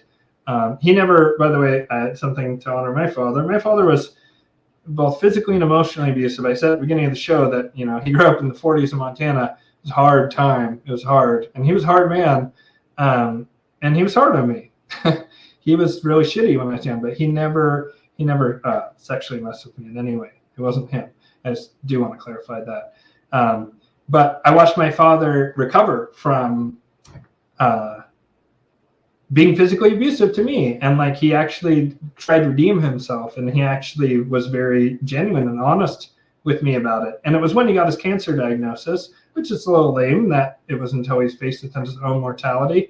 It just made him stop and think. And so he redeemed himself, and that actually really helped to watch my father make that effort. And it inspired me to work harder on myself. And so I believe people can be redeemed. I don't know this guy well enough to comment on the substance of what he's done, other than I believe I saw a cool article on him about Ireland. I believe it's Cicerion's the former Satanist guy. If I'm wrong, then, well, just goes to show I don't know him that well. First live for me, excited to be here and learn more about Clown World. Yeah, hey, Juju Bear. Oh, Clown World, yeah. I'll just tell you real quick. So you got to watch this Paul Joseph Watson video on this person of size policy that they have. I need a drink real quick. This person of size policy they have on Southwest Airlines. They'll apparently like kick people off who've already paid, and with no prior notice, someone who's very heavy set just goes up and says, I need this person of size policy. They'll kick a person adjacent to them off that flight if the flight's fully booked, which often they are, in order to give that extremely heavy person extra space. And all the heavy set influencers were all like, playing Doja Cat and talking about how badass they are, and literally with like the oxygen supply next to them. I'm just like, oh my God, this celebration of unhealth. And I'm sorry, but these people are making themselves right for being publicly slammed when they're like exulting in that, when meanwhile other people who are like trying to make it home for Christmas are getting kicked off flights. It's pretty remarkable. Another one I saw recently, which apparently is a real thing, is they're trying to make it in California so that there can be gender affirming care for illegal immigrants. And I'm just like, wow, that's your priority spending in California right now. Have you ever gone outside in California? Pretty much anywhere in California. Have you ever talked to a taxpayer even once in your criminal, sociopathic politician life? No? Okay. Right? Because like, how the hell are they spending on that? And there's so many things like that. And a lot of it is just an assault on reason itself. It's just as an assault on our mind, this kind of like insane things. And plus it's very divisive because it gets people, fat people fighting whatever. And what it's really doing is they're making airlines more and more unpleasant, because the Malakians' plan is they want to get rid of flights for regular people and just leave it for the elites. That's what they want. They want to have private jets and no public transportation, all in the name of the environment and stuff, right? So, yeah, good to see you, Juju Bear. Appreciate your honesty and humility. Oh, thank you, Pathfinder. Yeah, well, I have to remember the humility one. I'm not going to say who it was, but I know someone who blew up to like pretty extreme fame. Like they went on Oprah's show as a spiritual teacher, and I knew them when they just had like 12 people coming to their song. And I'm not saying the following to like shit on this person, nor am I going to identify them. I actually really love this person. They really helped me. They used to be at a very enlightened state, and they were very humble. It's one of the first things I noticed about them. It's one of the things that I found very attractive. It's something I really like about Timothy Hogan, who is the Templar Grand Master, and I have had him on the show a couple of times for interviews. I've been lucky enough to interview him. That's someone whose knowledge absolutely dwarfs mine. Like, he's forgotten more than I've ever learned, right? And there's lots of people like that out there. But so the spiritual teacher, he used to just be fire. He could just sit there and he would like just channel information for people. And I had crazy spontaneous healings. It helped me get off opioids, just being around this man, and like crazy mystical experiences were happening. I was tripping like I'd taken ayahuasca when I was around him a few times. I'm very psychically sensitive, but this guy was just bringing through like just incredible energy and like saying past life stuff. And I just had all kinds of mystical experiences with him. And then I watched as all of a sudden he hit this level of fame. And I think part of it was that crowds of people were coming to see him now, physical crowds, right? And I think that it's kind of nice that I'm just sitting here in front of a camera and it doesn't have that same kind of instant feedback the way a crowd does, and that sense of, wow, elevation, right? Especially if you're up on literally elevated above that crowd and everyone's looking at you, right? I find it very disconcerting when I'll talk to people who are fans, usually who become clients, and they'll say I'm a huge fan, and I got this chart in part because I just wanted to see you and give back to the channel. That's what someone said to me recently, which is just really kind of them, and I'm very grateful for that. And it's very disconcerting for me when someone's like, "Oh my God, like I'm a big fan," and I'm just like, "What?" Because to me, I realize, okay, yeah, I'm psychic or whatever, but I swear to you, in terms of my personality and whatever, I mean, you can kind of tell because, again, I try to be as bare and transparent and as authentic as possible, so you kind of get a sense of how I am. So when people say that, it's a little scary because it's like, okay, well then how do I respond to that? Because if I respond to that the way this guy did, I watched as his ego then exploded back up, and it kind of clogged this channel of like divine grace. And that sometimes I'm blessed enough that comes from me in the form of the messages of the angels to help my clients and to help my family and so forth. And I feel really blessed about that. And I know on a certain level, okay, that is special in a certain sense, in that it's somewhat rare. It doesn't have to be rare, and it won't be rare in the future. But part of what I had to do to really move up with angels, and I had to be very humble. And the other day, like, I was talking about earlier in the episode, I said, sometimes I really struggle when I get these comments that are like aggressive or harsh or undermine me, especially if there's some element of truth or something that I really need to look at in my own ego. And someone kind of just hits that spot. Like I don't want to cause a controversy, name this, but there was someone where I was kind of having discussion in the comments about this fellow person in the truth community that I've seen pushed in every truth community's live chat. Everywhere I go, this person is pushed. And I noticed that a year ago, I started to see that person's name come up again, and again. And so this person kind of pushed me on it. And I went on their show, and my honest belief was this person wasn't, there was something off about this person. And one of the things that made me cringe is this person, and some people know who I'm talking about or you can figure it out, but they had a lot of books behind them. And I was so off put by this person's energy and other stuff I discovered about them, and a criminal background that they're somewhat open about and somewhat lie about. But it made me like go, geez, well, I do have the books back there because I've read, not all of them, but most of those books, probably at least half cover to cover. And like, there's a lot of books behind me. I've read at least half. And I mean, I've read many, many books that are not on those shelves. But I realized, and I have the globe back there, and like that is cultivated. That's something I do. It's both a representation of my values and like my areas of interest, but it is also like to give an air of reason, right, to the show, and like looking like an English gentleman, like bringing you to the Victorian era study, right? I would love to have an old school Victorian era study with like a fucking library and one of those moving ladders. Like that really gets my dick hard when I think about that, like that, and secret passages going into and out of the study and all over the house. Like that's what I'm talking about. Like, say what you want about the Victorians, they nailed the house thing, nailed it. But so I got into it with this person, and they kind of like accused me of various things in the argument, and then said they had unsubscribed and didn't really go away. And I just had to check myself. I'm like, so what? This guy is like got a much, much, much bigger following than I do. Is that what it is? And then I was like, no, Sam Tripoli.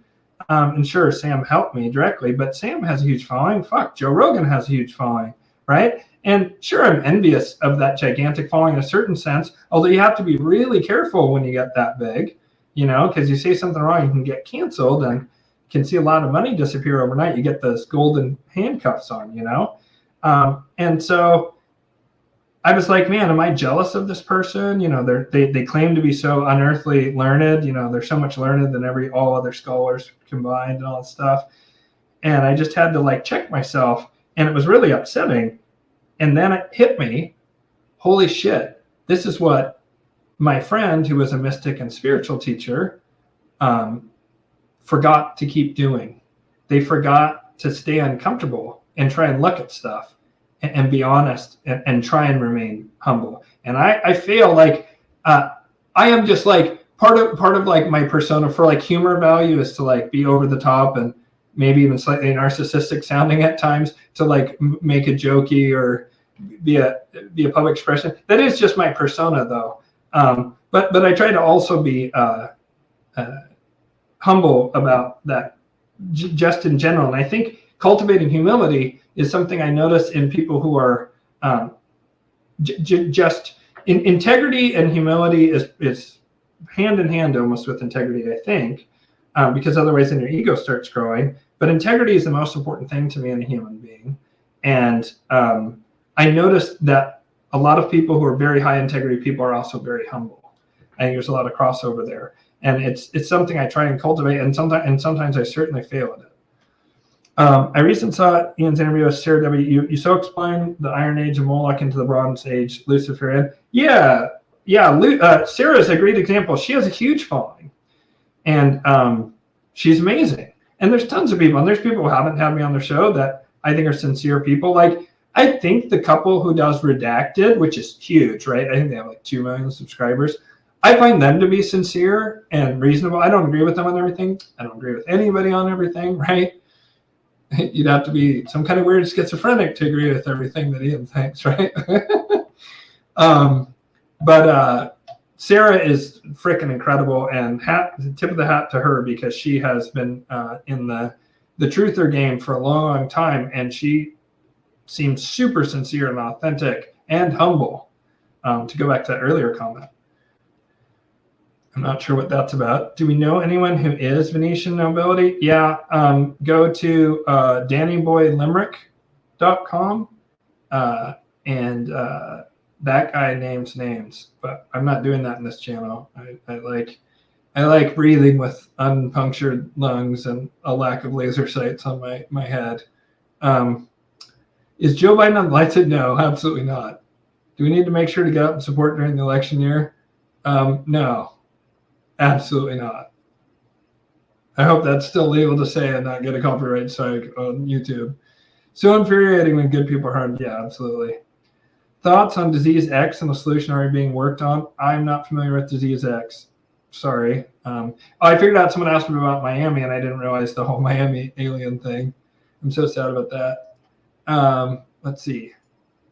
What's up, crew? What I miss? Relic 1 in the house. Should we be hopeful about the Bronze Yuga? If it's Luciferian, will we be? Oh, yeah. Way better. Primarily materially.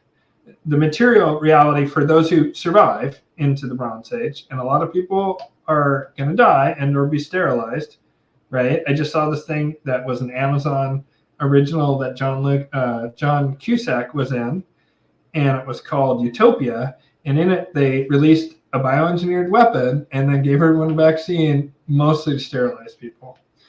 So the Luciferians tried to blunt that part of things because they want there to be people in the future. They believe in it. It's very important to them in a big, big way, whereas the Molochians' plan is the whole great reset, killing most everyone and brain chipping the rest, and then killing them once you can make robots that can do what they have. And then essentially just having maybe servants and sex slaves and perhaps artists, maybe scientists, just a tiny amount of people, maybe say 500 million people, Georgia Guidestone style, right? Yeah. Well, thank you, Zach. I appreciate it, brother. That I believe that I will net 98 cents off that Google's like, oh boy, it sure be a shame if something happened to your channel there, Ian. I'll just go ahead and take half of this. Thank you. If you want to be hopeful, then you should. Absolutely. Until there's no more money and no more guns, we need borders. Absolutely agree. It's ridiculous that the same people demonizing homeschooling would shut down schools to house military-age newcomers. Yeah. Yep. Game over, indeed. It's that karmic doom. Well, yeah, for them. Imprint, difficult to be hopeful. The immigration is a humanitarian crisis and security concern for me. Yep, absolutely. Or for sure, rather. The whole Molochian versus Luciferians makes so much sense now. Yeah, I mean, again, so that's another thing I get criticized for sometimes. I am loosely familiar with the works of Rudolf Steiner. I'm aware of Ahriman. Most of what I know about Rudolf Steiner, except for a little bit I've read about biodynamic and actually something about kind of Waldorf School book about Rudolf Steiner. I'm not super familiar, to put it mildly, with anthroposophy. Now, I know about Ahriman and Lucifer and, Ahriman is and Lucifer, Christ consciousness, and Antichrist, and it creates a cross on it where 3 of the 4 directions you can go in are kind of negative, and there's only like going to the Christ consciousness. And anthroposophy is like theosophy, wedded more to mystical Christianity. Now, I'm not super familiar with it. Most of what I know is from Daniel List of Dark Journalist, if I'm honest, which is a little embarrassing. Like, I really should read Steiner and become very familiar with it.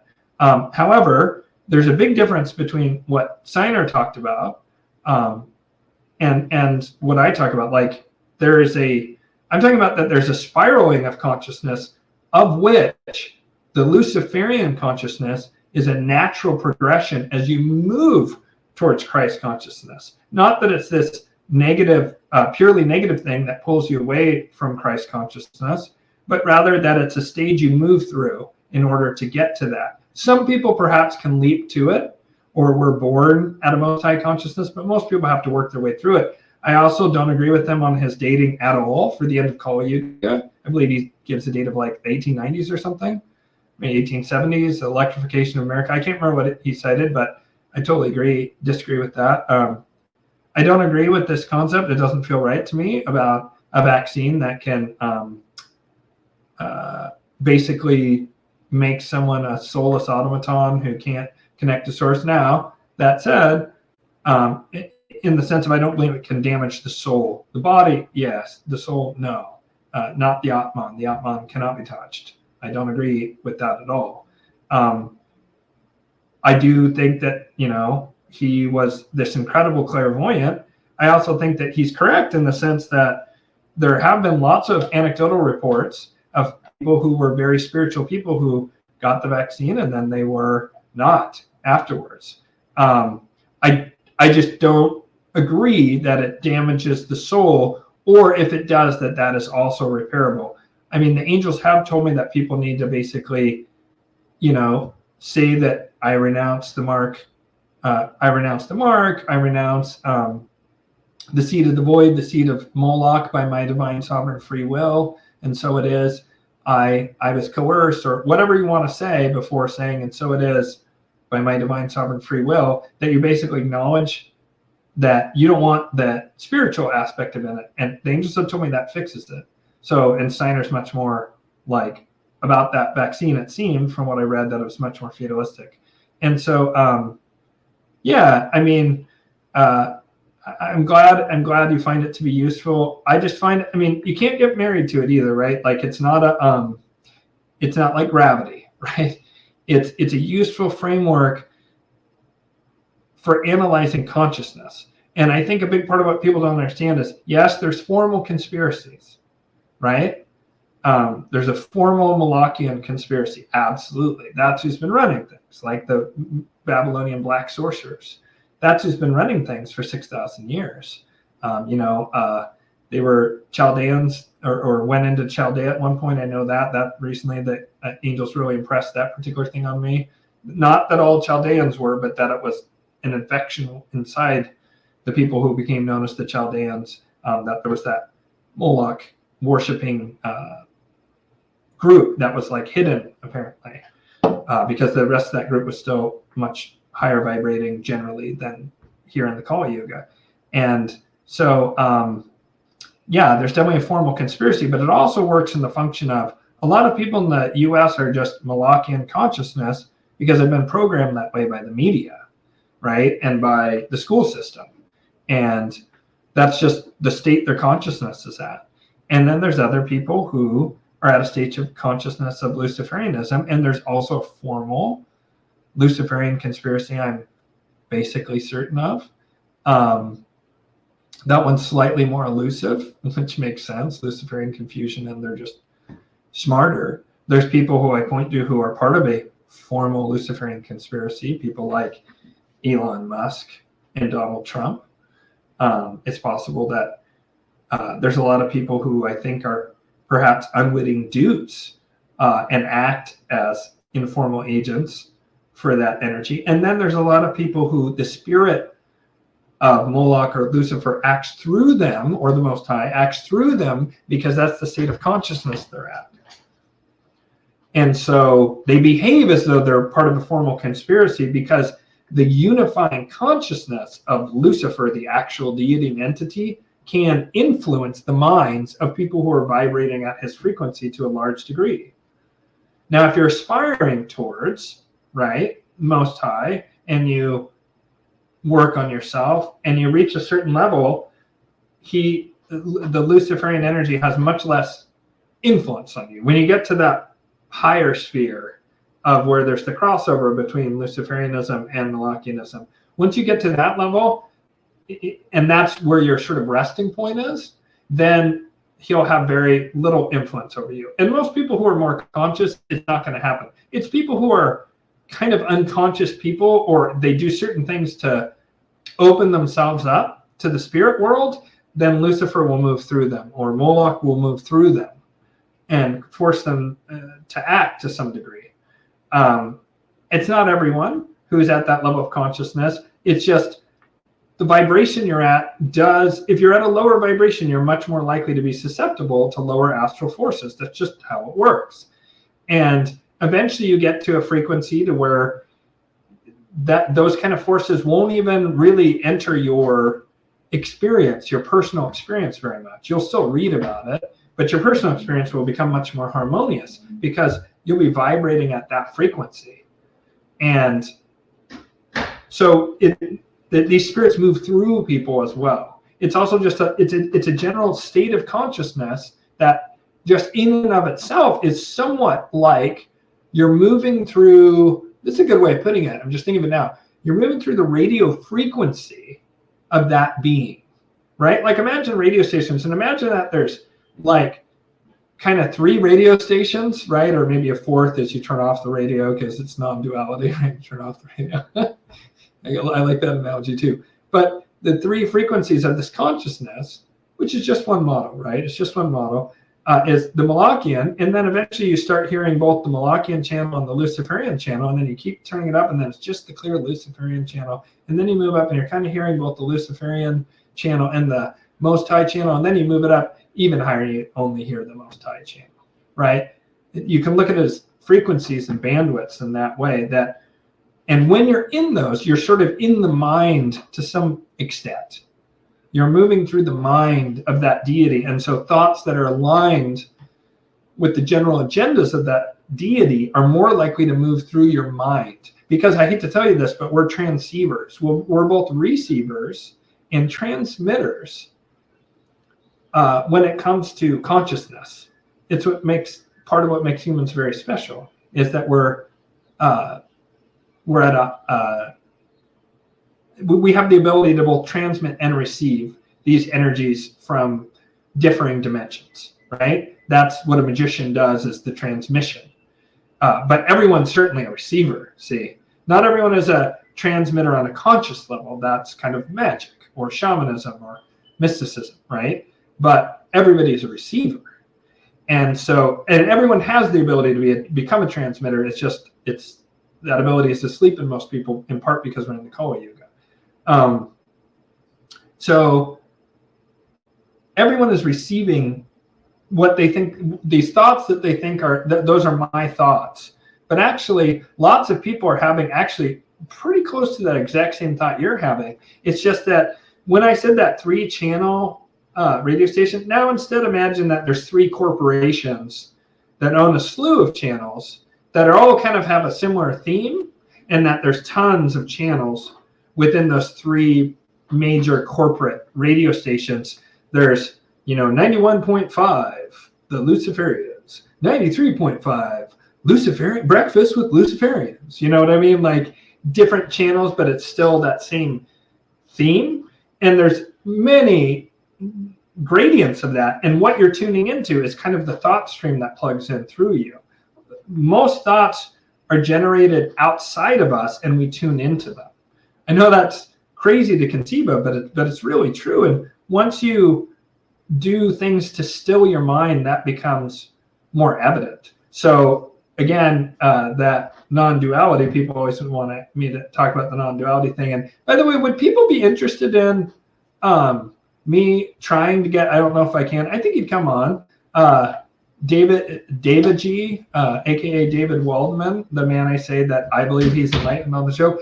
The thing is, I don't know how that interview would go, because I'd be like, so David, introduce yourself. And he'd be like, the thing about the mind is it's always in the driver's seat until such time as the passion arises in you to remove yourself from the vehicle, for you realize the vehicle never existed. And within that, there comes a great peace. And pretty soon you're like, I have no thought. Because just his voice and his transmission stills the mind. And it helps you to still the mind when you want to later. And the more you do that, the more you can become a transponder, but also just be more hygienic about what you tune into with the receiving part of your mind. You gain more control over it by stilling the mind, because it's like basically grabbing the radio and turning it off for a minute and then having a grip on the wheel, and then you're turning it within a usually more harmonious sort of part of that wheel. So that was a very long thing, but for whatever reason, your comments there really inspired it. So hopefully it was nice and people liked it. Dave the G Minor. Yes, that man is the G, because he always gives this super stickers pretty much every show. Thank you so much, Dave. You're the man. Where do esoteric orders such as the Golden Dawn and OTO sit in the Luciferian Malachian scale? Also curious if you know anything about the Order of Oddfellows. Well, I'm aware of the Oddfellows. I'm pretty sure my grandpa was an Oddfellow, because I'm the first man on my father's side to not be a Mason, a Freemason, in like 3 generations. I don't know. Something about the Masons makes me mad, scared, and nervous. I think I got jacked in a prior life, being myself and being a dumbass, doubtless. And back in the day, if you said the wrong things, they could make your life really rough. And I'm like, if I stay out of the game, then that's better than fucking up and getting blackballed, right? Like that shit scares me. So I don't want anything to do with that. And I don't have interest in any political power. I'm a bit interested in their esoteric secrets, though. It's not worth it to figure it out.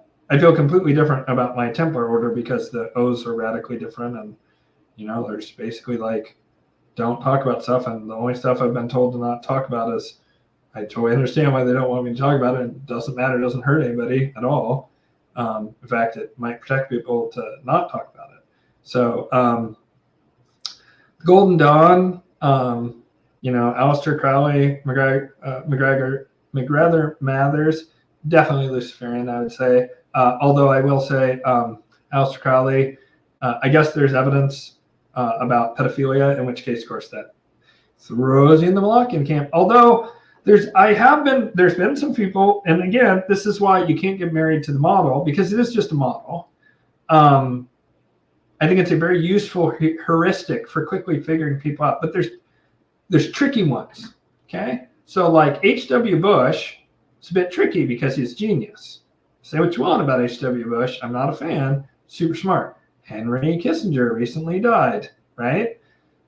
That guy is super, super brilliant and creative, right? But I don't know. I have never heard that Kissinger harmed children. It would not surprise me in the slightest.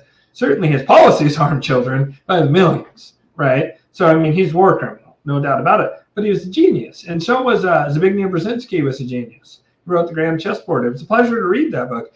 The content was not pleasing, but the intelligence of what I was reading was pleasing to my mind, even if with the words being said were absolutely horrific. It's a bit like, I really like, God, what's that guy's name? I have a bunch of his books on my shelf.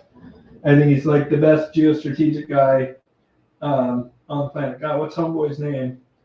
Oh, the books are in the other room. Son of a gun. Gosh, what is that guy's name? I think he's the best, especially now that Kissinger's dead. I think he's the best living geostrategic thinker, at least I'm familiar with, except for he lies all the time. He's super Luciferian. His name is, it's driving me nuts. Damn it. Well, it'll come up later. Man, I can see this dude, his face, and his mind is similar. It's brilliant to read, but I don't really, the conclusions he comes to make a lot of sense to me, actually. But he's just very ruthless in his mentality in a way that just is stomach churning for me. But he's really on the, of the guns and butter diplomacy. He's very much on the butter side of diplomacy. God, what is his name? Oh, it's driving me nuts. Man, I can see this guy like clear as day. I can hear his voice, his kind of smug ass voice. He's super crazy smart, so he just is super, super smug, and he lies all the time. But most of what he says is super useful, except for when he's just extremely lying about the American empire and the American military-industrial complex. He'll just like switch gears, smooth as can be, and just suddenly is lying through his teeth right after dropping all this like hard facts on the ground truths. He just switches gears into rah U.S. propaganda to an amazing degree. God, it's driving me bonkers. I'm trying to think of his name. Oh man. Okay, I'm gonna just type it in geostrategy. I want to say his name is Peter something. Peter Zehan. Thank you. God. Okay. Peter Zehan is about the most Luciferian motherfucker I can think of. Just about. He's an absolute genius. But I see him as basically center of the Luciferian consciousness.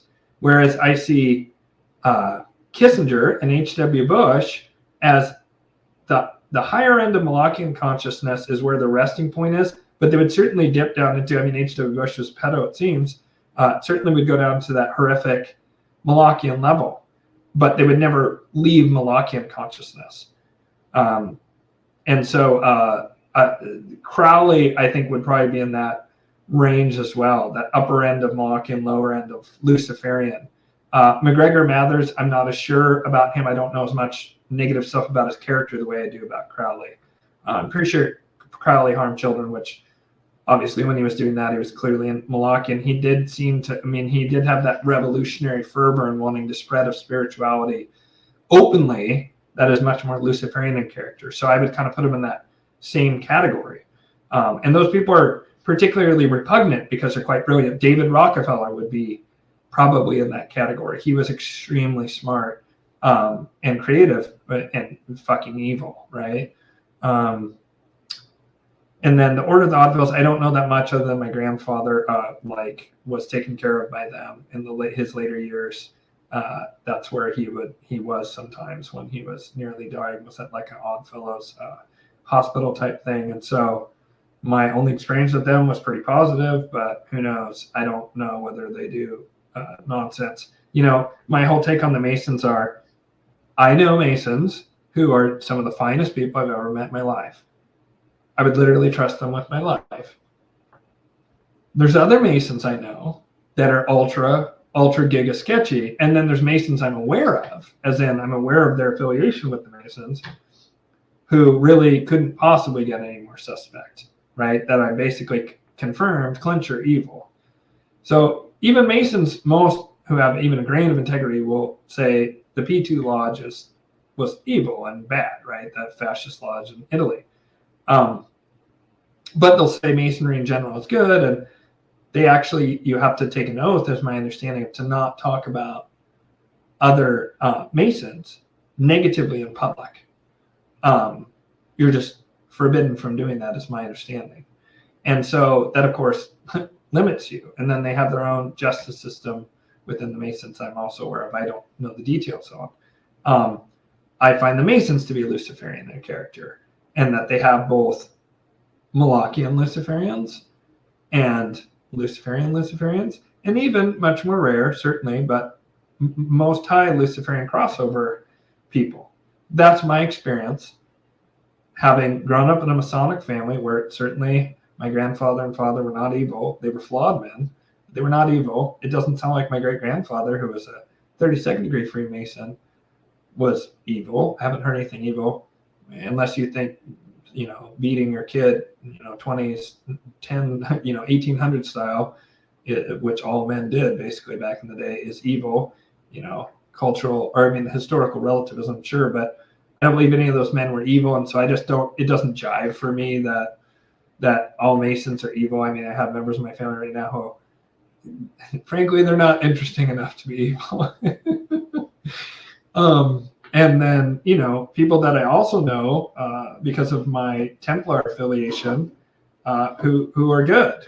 I've never seen anything in my Templar organization that was sketchy. There's some people that I don't care for. I think I can, I can say that. I'm not forbidden from critiquing, but I also don't want to besmirch people publicly. And most of the people I don't like, it's for private reasons. So meaning like things they did in their own personal life that I don't agree with. But none of it was like, harming children or assassinating leaders or something like that, right? It was very mundane, dudes cheating on his wife or whatever, right?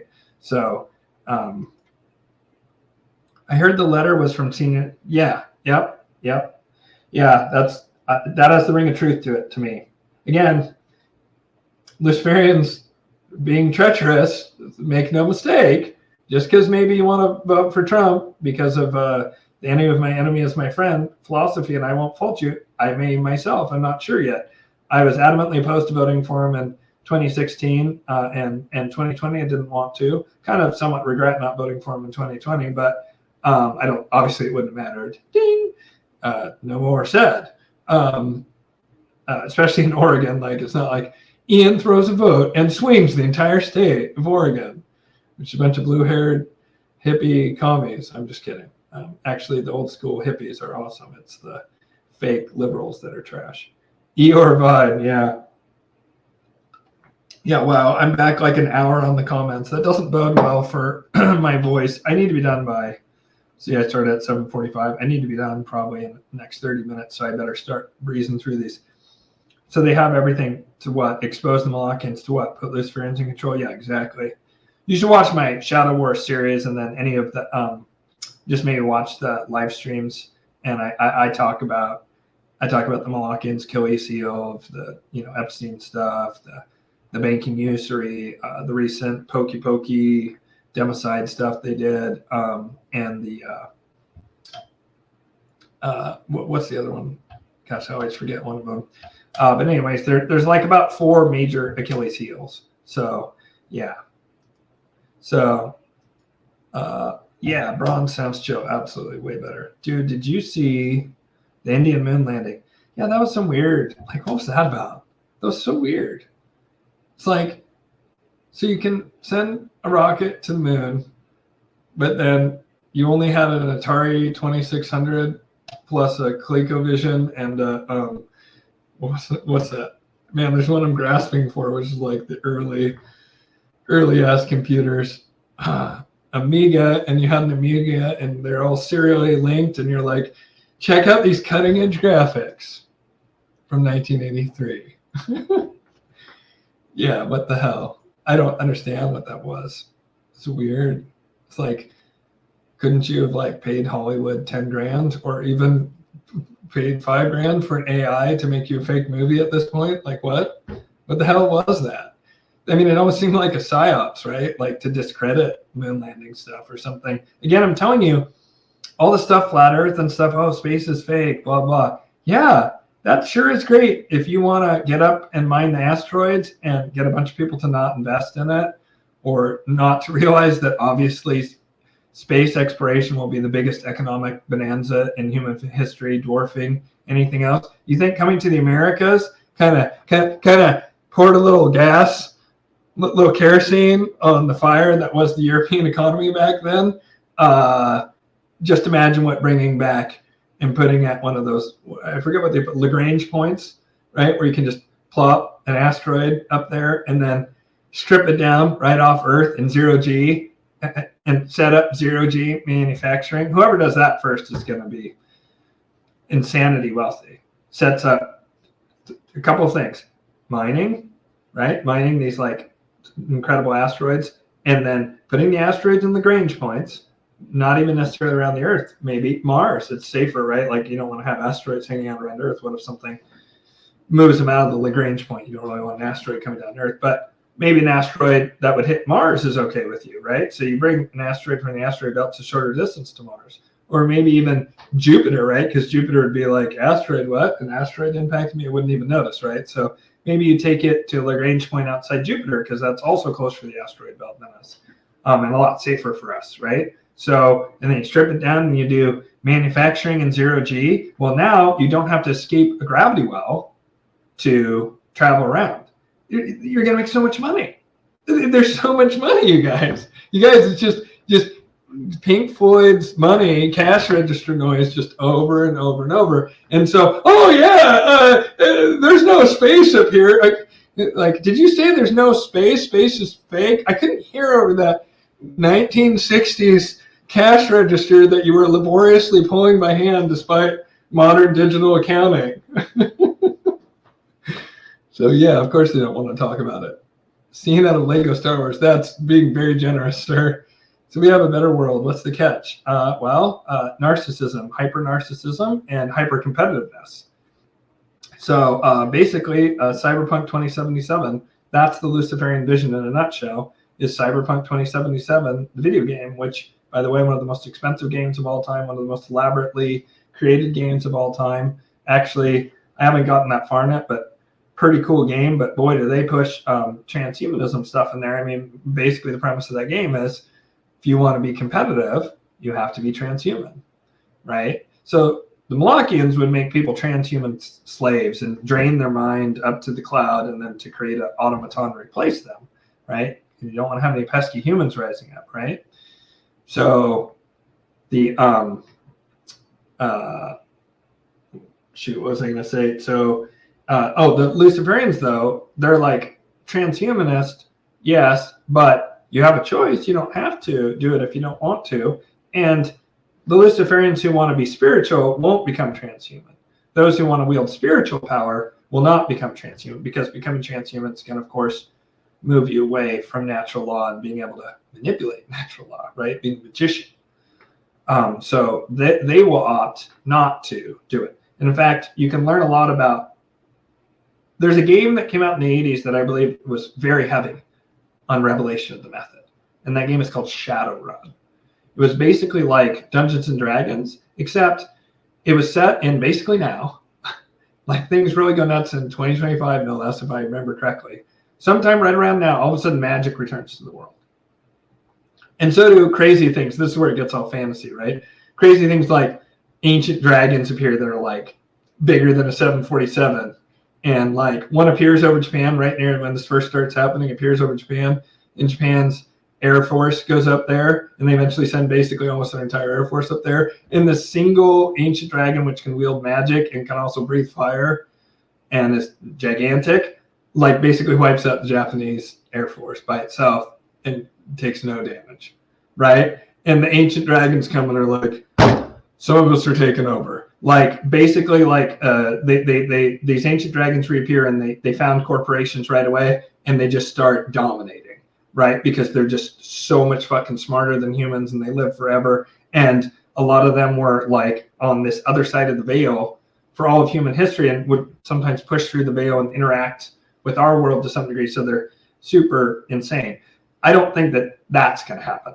But they also had cyberware, where people would have cybernetic augmentations and something that you put in your head, a jack, and then you would jack into, they called it the net. They didn't call it the internet. They called it the net. I don't know if they called it, I don't think they called it the matrix, but they called it the net, and people would log on to something very akin to the internet. And pretty much everyone, just about everyone had a data jack. But in that game, the more cyberware you put in your body, the less essence you had and the less, I think it's willpower. There's some stat in that game that becomes diminished. And basically, if you want to wield magic, which magic becomes real in that, there's like this Native American who like does a ghost dance and like blows up the entire coast range in the US. All the volcanoes become active at once. he does this great ghost dance and does this, and there's just bedlam as like all of a sudden. So when I say magic is real, but they have the kind of spectacular magic from like Dungeons and Dragons, where you can like cast a fireball or whatever. Instead of influencing situations to go in your favor, which is the way magic works in the Kali Yuga, it's full-blown fireballs and fucking whatever. The Angels of Toei magic is going to change. I don't know to what degree, but what I do know is something that is a true thing that's being revealed in that game. There's another game called Mage the Ascension that came out in the 90s that also has revelation of method around how magic works. Whoever wrote that really knew the Hermetic principles really, really well. I didn't know it when I was playing it when I was a kid, and then as an adult, becoming an occultist, I was like, holy shit, there's a lot of occult stuff in Dungeons and Dragons, Shadowrun, and fucking Mage the Ascension. And now I see it through the frame of this was a push of Luciferian consciousness to reveal these principles and also to do revelation of the method of things that were coming. And so they're saying some people are going to get cyberware in order to become more competitive. But if you do that, you lose some of what makes you human. And that then limits your spiritual abilities. So it'll be common, I think, in the Bronze Age for people to be very cybered up, especially like eventually all security guards will be required to have subdermal plating and speed augmentation and strength augmentation and eyes that can see in the dark and infrared spectrum and all this kind of shit, right? Otherwise, they won't be competitive with the guys who are juiced up on that, right? Like, and probably similar things will happen with gene editing, but it won't be forced. See, that's the difference. So it'll be freedom of choice, but there'll be a lot of choices that will feel like you don't have a choice in order to be competitive and to make it in the Luciferian world and do well. It's just, it's going to be completely unimaginably sped up technological capitalism with technocracy, basically. But it will be a light touch totalitarianism that will be very subtle in the way it works, much more Huxley's Brave New World and much less Orwell's 1984. They're scaring people to some degree. The part of what the Luciferians are doing is they're letting the Malachians run their mouth about their stamping on the face of humanity forever 1984 style dystopian horror show, right? Which that was really written about what would happen if the communists took over. You know, Orwell's hyper anti-communist, and he was right? That's the Malachian political philosophy, is communism is kind of like the one that most has that essence. So it's not like it's going to be like living on easy street, but you know, there's going to be plenty of opportunity. You're going to have free will. You're going to be able to make ahead. But it'll be very meritocratic and I think ruthless in that capacity. Yes, the melting witch. All right. Psychic Lindsay Sharman, I know, said a couple years back, 2025 to 2028 is the great turmoil. That's exactly what the angels have told me. Exactly what the angels have told me. I think they do, but they also have their own prophecies. That's what I've been told. The angels told me that they have their own prophecies, which have been extremely accurate for a long, long time, given to them by, wait for it, the Luciferians. And that this period of time, it's when they think they're going to win because that's their dark prophecies, but those are false prophecies that the Luciferians put in there. And the Luciferians have also put out there to some degree that it's like going to be a golden age, when it's like, no, it's going to be their era. And they're kind of like duping everyone else to maneuver people into, the Bronze Age, the coming Luciferian age, which will just be improving over time, and then probably in the Silver Age, people will want to become more spiritually powerful because probably, I would guess, like magic and spiritual potency will be much more powerful in the Silver Age. And so we'll move to a more spiritual technology. I believe it'll be a progression towards eventually the Golden Age. Luciferian intelligence gives way to Most High wisdom, right? So do you think a Faraday case bag is a good idea or even an adequate solution for storing data? Yes, absolutely. Absolutely. Keep it unplugged and in a Faraday bag. Same thing with cold wallets for crypto, which is the only way to have crypto, unless it's a minor amount, a trading amount, whatever. If you're ballsy enough to trade crypto, first of all, hats off to you. I tried that and got my ass kicked. Another example of how I'm quite fallible. It was whenever I try and trade instead of invest, I get crushed. Whenever I invest, I do well. Trading, I just not very good at it. But investments, I am good at it. But yeah, you with crypto, you don't want an exchange. You want a cold wallet and a Faraday bag. And it seems like Ledger is compromised, hopelessly compromised.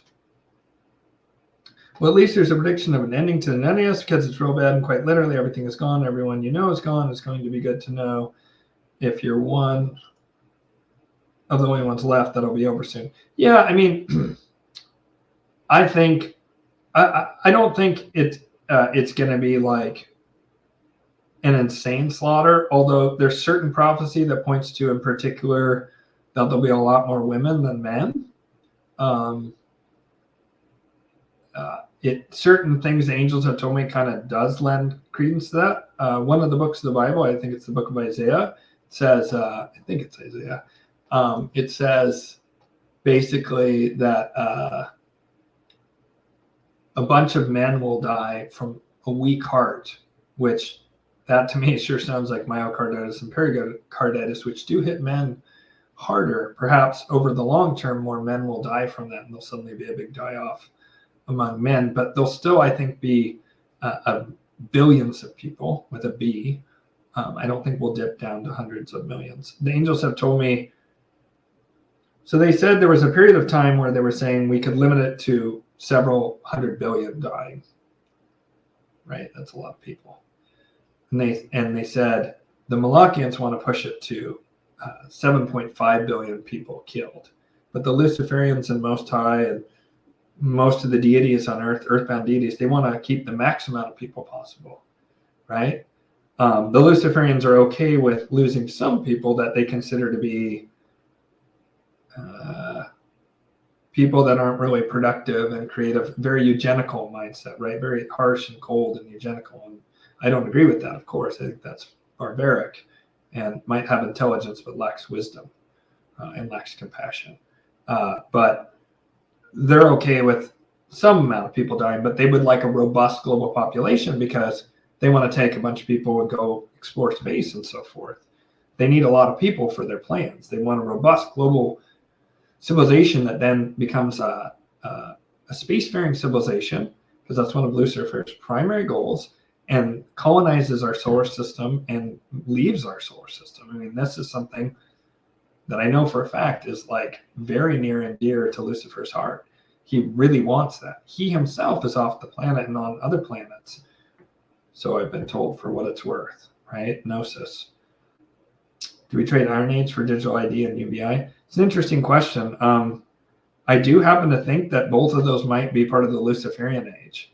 I think digital ID, if it were done right, which believe me, I have no illusions about that any of these people are trustworthy and that this will almost certainly be abused. I do think that in theory, right, a digital ID isn't the end of the world because we do a lot of stuff online now. And the fact of the matter is, other than voting, if you want to do anything of note in the US, rent a car, drive a car, right? Okay, sovereign citizen, blah, blah. I don't care. Just most people rent a car, buy a car, drive a car, get alcohol, buy cigarettes, until you're a certain age. I was going to say vote, but, get a credit card. I mean, there's a lot of things where you need to establish identity. And some of those things we try and do online. And I don't think a digital ID, in theory, is the worst thing. Certainly the way the Malachians want to use it as a social credit score, Black Mirror nightmare, that I'm adamantly opposed to. And I think for now, we have to be opposed to digital ID. I feel fairly similar about UBI. That one I'm a little more open to, but I think in some ways it's much more insidious and evil, even than the digital ID in a certain way, reflecting on my experience. I used to be a social worker in welfare, and I've seen how welfare devastates people. which Johnson knew full well when he basically created the welfare state. So I think at some point there'll be digital ID. I think it'll be more reasonable. It'll be used to track, but I don't think it'll be used to punish. Unless I could see situations where you're going against the like say there's some Luciferian guy who's very powerful, and say you're doing some expose on him. I could see them using it to screw with you then.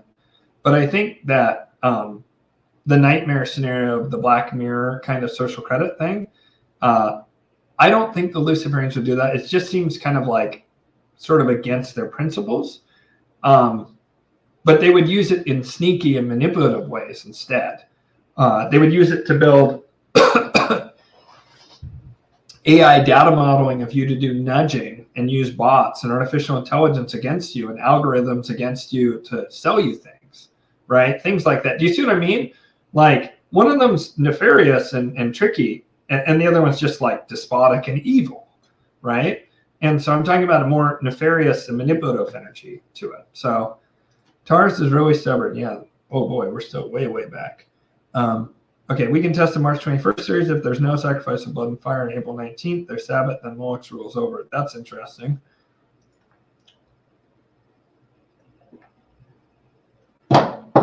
Tea time. That's how I feel about Texas this year. And I think fondly of harbors in Boston. I'll just leave it at that. All right, Pathfinder's laughing at something. Gordon White doing a sigil a day for 2024. What are your thoughts on sigil magic and the magical effects of this for the individual and the group? I would need more information. Sigil magic is something I've used a lot. That's what convinced me magic was real, actually, was sigil magic. And then I did some other magic, and I just had never tried it before, and it worked right away for me. I talk about it often in things that I used it basically to get laid. And not like I'm going to make that woman sleep with me, but attract to me a woman who will want to sleep with me right away, right? And I was going through a dry spell, and instantly, like, me and an ex connected. And then another time, I did an even more questionable ritual that I regret now. And I cast the spell, and I walked out of my tent. I was at this rainbow gathering, and there's two girls I'd seen earlier that both kind of were very cute and kind of gave me the eye. And I stepped out of my tent, and I looked down the hill, and both of their heads whipped around like I had shouted to them, but I didn't. And they go, Ian, waved to me, and then they come up on both of them. One, in fact, if it wasn't for one of them getting sick, like they both made it clear they wanted to even have a three-way, which I'm like, okay, magic, you're really delivering / I could see how this could go horribly wrong and become extremely addictive, right? And I need to check myself before I wreck myself, kind of thing. But the first time I used sigil magic was to get laid, and it worked right away, like right away. And then I used sigil magic for various other things, and it usually worked until I asked for too big of things, and then it didn't work. Sigil magic I kind of see as more gray magic because there's no guardrails. When you do angelic magic, they can veto it, which is part of the reason I prefer angelic magic, is they can veto. If it's a baser impulse of mine, they'll deny it. They'll say no.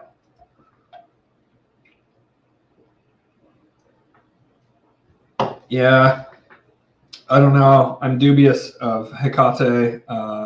Some in the black magic community worship her as a queen of hell. I know that for a fact.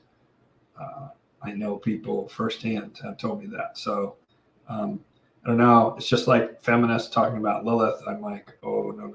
These are legitimate beings, and they are not, just because they're female doesn't make them good. There's other female deities that are awesome. Artemis, for example, pretty awesome. Even she has kind of a mixed past if you go back far enough in time. So it's not like male versus female. Gaia I experience as good. Good's maybe not the right term, but neutral in the form of nature in a way that's worthy of veneration and love, as we're part of her, really. There's lots of female goddesses that are awesome, but I would be dubious about that one. And also feminists who think, I shouldn't have even said her name, but the L word goddess, is someone to be talking about a lot and stuff. It's phenomenally foolish. I get blah, blah, blah, she's misinterpreted the Bible, whatever. No, this is not a Mary Magdalene case. It's very different. It's worshipped as a dark deity, the L goddess. And so, yeah, the future is going to be Luciferian doesn't mean that souls will come to Earth in the future years will be Luciferian, more psychic. Yeah. Biba Devin Mizra talks about that increased cranial capacity. My teenage son has a probably 98th percentile size skull still. I have a pretty big head. He has a very big head. Biba Devin Mizra says cranial capacity has been shrinking since the Golden Age. So in the next stage, cranial capacity would be increasing. In fact, Biba Devin Mizra, his personal metric for when will we know in Kali Yuga has ended is when the cranial capacity of children increases. And it's shown like basically across the planet. Very interesting. Any history tip or thoughts on the Gothic style Tartarian buildings in the Americas, possibly predating Spanish? Sounds interesting, but a lot of theories are from flat earth land. Yeah, I don't know what to think about it. I wonder if Tartaria is not just one of these fake conspiracies. It's kind of like what I generally think, in that it's in part to hide the way the Malakians have made everything ugly. In some ways, the Belle Epoque or Belle Epoque in Europe, other than the whole colonialism thing, right, was period of very little war, late 1800s, very beautiful, and because the Europeans were filthy rich, there's incredible architecture all throughout Europe that was built during that period of time. So you see these old photos, and of course now there's AI photos that are generated that sometimes look very convincing, especially black and white kind of adds an air of mystique and reality, that have been pushing stuff that feels to me like a mix of falsehood and truth. For sure, my great-grandfather would have known someone who had lived through the mud flood and would have mentioned it. It wouldn't have been like, oh, a bunch of the planet got swept up in a mud flood, but golly, there's no testimony about that whatsoever. Like, are you kidding me? We still have remnants of the flood, Noah's flood, right? Like, we still talk about that, which sounds like as a younger Dryas impact, or if you believe Robert Schoch, it was a micronova from the sun, whatever, right? There was some big-ass cosmic event that we still remember as a species that was very traumatic that happened around that period of time. And what? People just somehow forgot for all of life for 140 years, like they were that good at like anyone who talked about it, they killed them. I mean, like, wouldn't they have to kill everyone, right? Like, it just doesn't make any sense. And so to me, Tartaria, I think, is along with this viruses aren't real and flat earth thing, it's a fake conspiracy to where there's a purpose to it. There's always a purpose to these things beyond just wasting people's time. And I think that Tartaria is pushing a frame where you can manipulate history very easily, because I notice a lot of Tartarian people, and there's someone else that I'm not going to mention by name, they like to quote from old texts. And they claim that these old texts say X, Y, or Z, and that it's all been edited since then. Now, I'm sympathetic to this idea of post-World War II. There's been a tremendous amount of editing and historical revisionism. There's no question about that. However, like, literally people are saying now the Roman Empire didn't exist, right? Which is the most absurd thing I've ever heard. But a global mud flood is not too much more outlandish of a claim than that the Roman Empire didn't exist, right? And so if you can get people to believe that there's that level of wholesale lies, right? And then you say only old books are true, which are very difficult to find. Perhaps you pre-buy, as the CIA, all those old books of that particular title, so literally nobody can get them. Then you scan them into a record on Google or elsewhere, and you edit it. Those scans are rough as fuck, and it'd be super easy to cut out a section and plop in a section that says whatever the fuck you want. And then you can rewrite history, the CIA's dream, right? What they do on Wikipedia, but now on a much grander scale. But in order to be able to get away with that, you have to convince people that all of history is fake. So that's what I think is going on with that. Is Trump Luciferian then? Yep, absolutely. A lot of people will die, unfortunately. Yes, unfortunately. But a lot of people live and will be a much better age. Dropping off nukes in Japan, fractalized for April 2024. Thought April 24 would be a date since 424. Yep, that's a deep numerology thing. So is the number of people that didn't take the vaccine huge because they see so many people saying they didn't take it? I used to think it's a minority. Yeah, I think there's a lot less people took it than is commonly believed. I think somewhere between 40 to 60% of people took it, which means somewhere between 40 to 60% of people didn't take it. I tend to think it's more like 40%. The nice thing is a lot of people who took it, apparently it was saline. So that was the Luciferians' plan, and they seemed to send it to areas that they felt were like places that had higher IQs and more talent, which is to say, it seems they sent more saline to the coast and more lethal stuff to the Midwest. And that's not me denigrating the Midwest. These people call the Midwest and the South flyover country, right? Because the milieu, again, of the Malachians and Luciferians, it's where does it end, right? They're intermeshed to some degree. And they both have an elitist mentality. In some ways, the Luciferians are almost more elitist in the sense of being truly elite, whereas the Malachians are more like just hate everybody.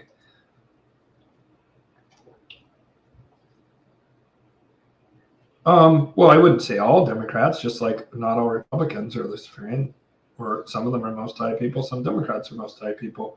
It's really on a case-by-case basis. But what's clear is the Malachians decided that the Democrats and the left wing in general was more useful for their motto. What they wanted to do back during the Bush administration when the Malachians were using the right wing was they used jingoism and racism to launch this global war, which was really just a war to control energy, right, in the Middle East, obviously. And also to suppress dissent at home.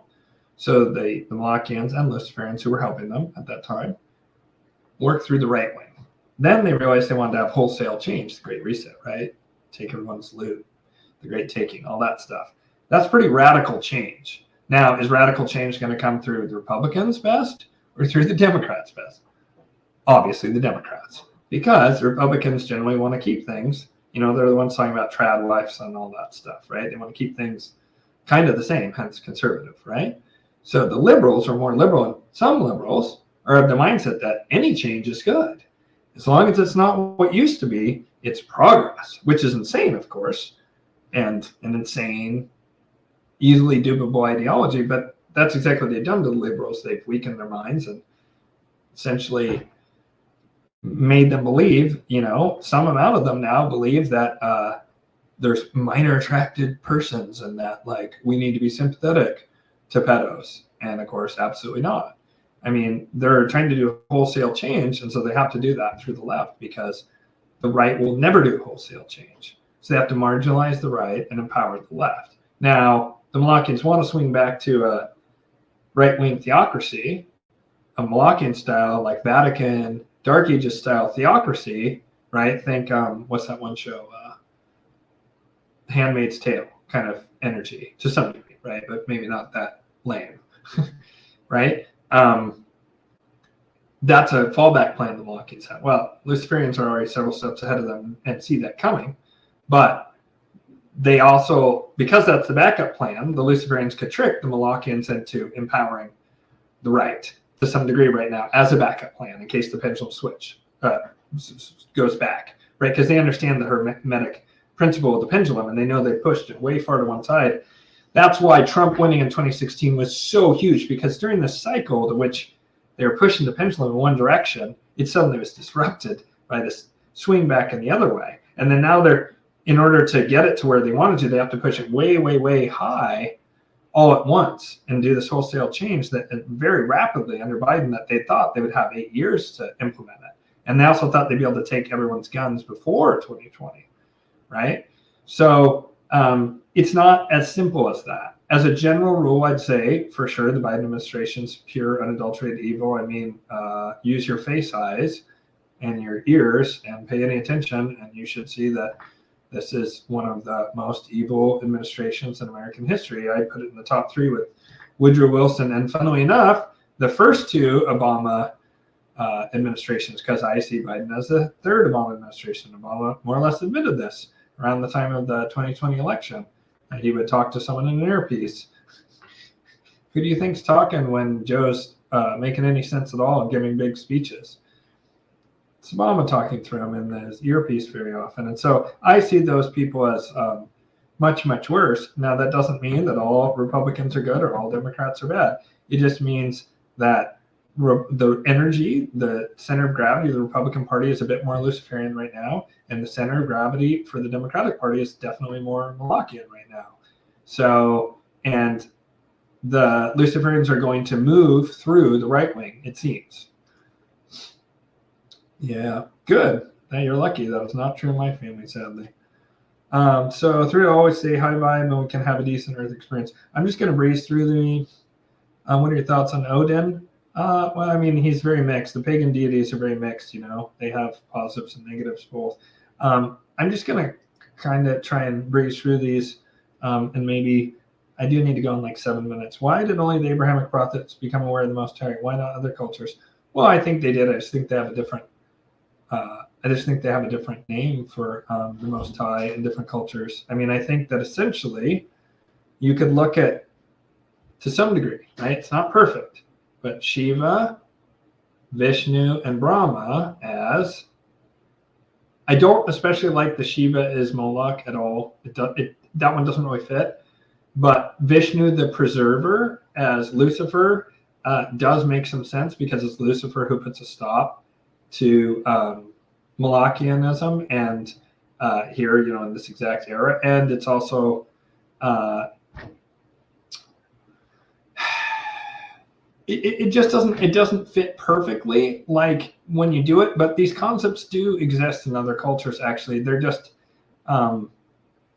cloaked. And it's not so much that only Abrahamic prophets became aware of this. It's that I'm speaking in the language of the Abrahamic faith because that's who dominates the West, and that's the culture I grew up in. It would be very difficult for me to do an adequate job of discussing this through even a Hindu, which I'm fairly familiar with, even a Hindu pantheon, or through a, someone just mentioned Odin. It would be very difficult, other than Loki is Lucifer. That is pretty easy and good.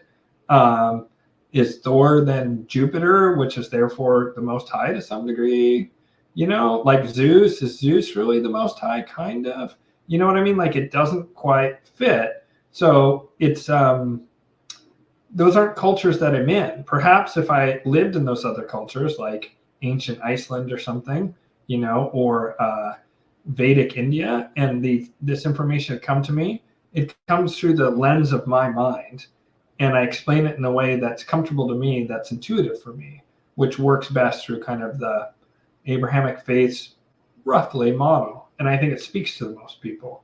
So, I mean, they do call the angels devas in Hinduism, and the demons are asuras, or rakshasas, or nagas, or they have another one too, but they have a number of different names for the demonic forces, which of course are more prevalent during the past 6,000 years, so they're going to be discussed more. They just have different words for these things, but there's very different concepts, and like a lot of the moral charge of Lucifer, and like, for example, Bibu, when I talked to him last time I had him on the show, not the one that I just did, but the Kali Yuga one that's up, he is not triggered by Lucifer at all. Whereas some Christians, if you talk about Lucifer, they're immediately like, oh my God, they see it exactly the same as Moloch. He didn't have that charge, and he found Lucifer to be a positive figure. That's what he told me, I think, off camera, was that he was like, I don't understand why you guys give him a bad rap. Like, it's just Prometheus, you know. That's another parallel. Prometheus is, to some degree, that Promethean impulse is an aspect of Lucifer. So it's not that the Abrahamic faith alone came aware of it. It's that I explain these concepts through the model of my own culture, which is whatever 21st century, like European Abrahamic faith culture. I mean, I was raised Catholic. What can I say? Maybe you're born in a bloodline of magicians, and that's why your psychic abilities are very strong. Oh, you might be on the nose with that. Literally, it seems that one of my relatives was a Welsh magician who advised William the Conqueror after he won the Battle of Hastings and beyond. That's how they work. Truth lays with lies. It probably is what it is, actually, whoever said that. Sorry, I might go back and watch again. Yep, cool. So there was 33 watching. Oh, yeah, it's clearly a message. Mark Stavish, Lucifer and Most High. Gosh. I don't know, bro. He said something absolutely wild and questionable, and like, I respect him and stuff, but I'm not going to sit here and like Peter Shampoo, who I've had on, the Geomancer guy. That guy's Most High, no doubt about it. Wonderful, beautiful human being. We're friends. At least I've been trying to get hold of him recently. I don't know. Hopefully, we're still friends. Like we were trying to work on something together, and it fell apart and impacted me negatively, but also I think was a bummer for him. And I don't know. I reached out to him a couple times, haven't heard back, but he's a really, really, really good person. You know, again, I don't know that these people would identify. I don't know how they'd identify themselves. Yeah, so I can't really comment to that other than, you know, I would say I don't know. He says some very questionable things in that interview, which I comment down below that I don't agree with what he's saying, but I didn't want to. I just wanted to finish the interview. I didn't want it to get contentious. You know, that's just not the kind of show I do. Non-dual. Yeah, I don't know. That's an interesting question. He's steeped in a lot of different things.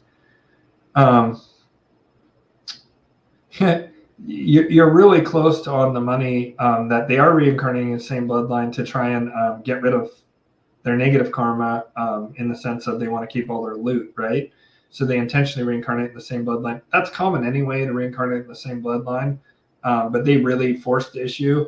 But what will happen is as we reach the end of the call, this is what the angels told me for what it's worth, is that they will end up becoming demons because what they've done is irredeemable, unfortunately.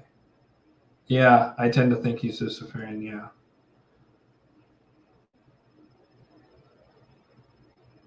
Wow, that's cool. Well, they probably already have it. According to that one guy, can't remember what his name is, who worked at Skunk Works, he said they already have everything way back in the 80s, including that sort of thing.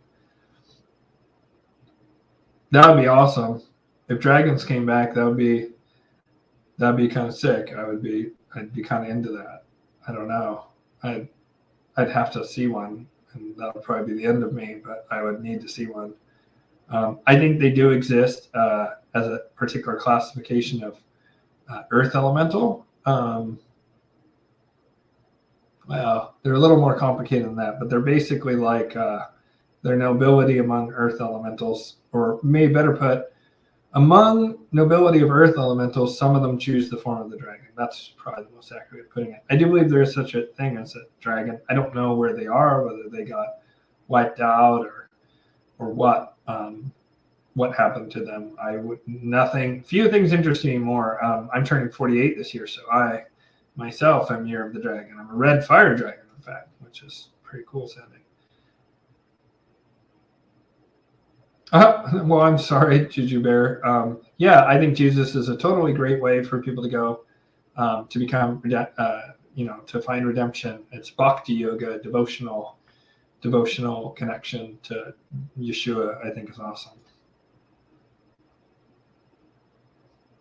Huh. Yeah, I haven't seen that, but Joss Whedon has released a lot of stuff for sure. Why did you F up? Oh, yeah.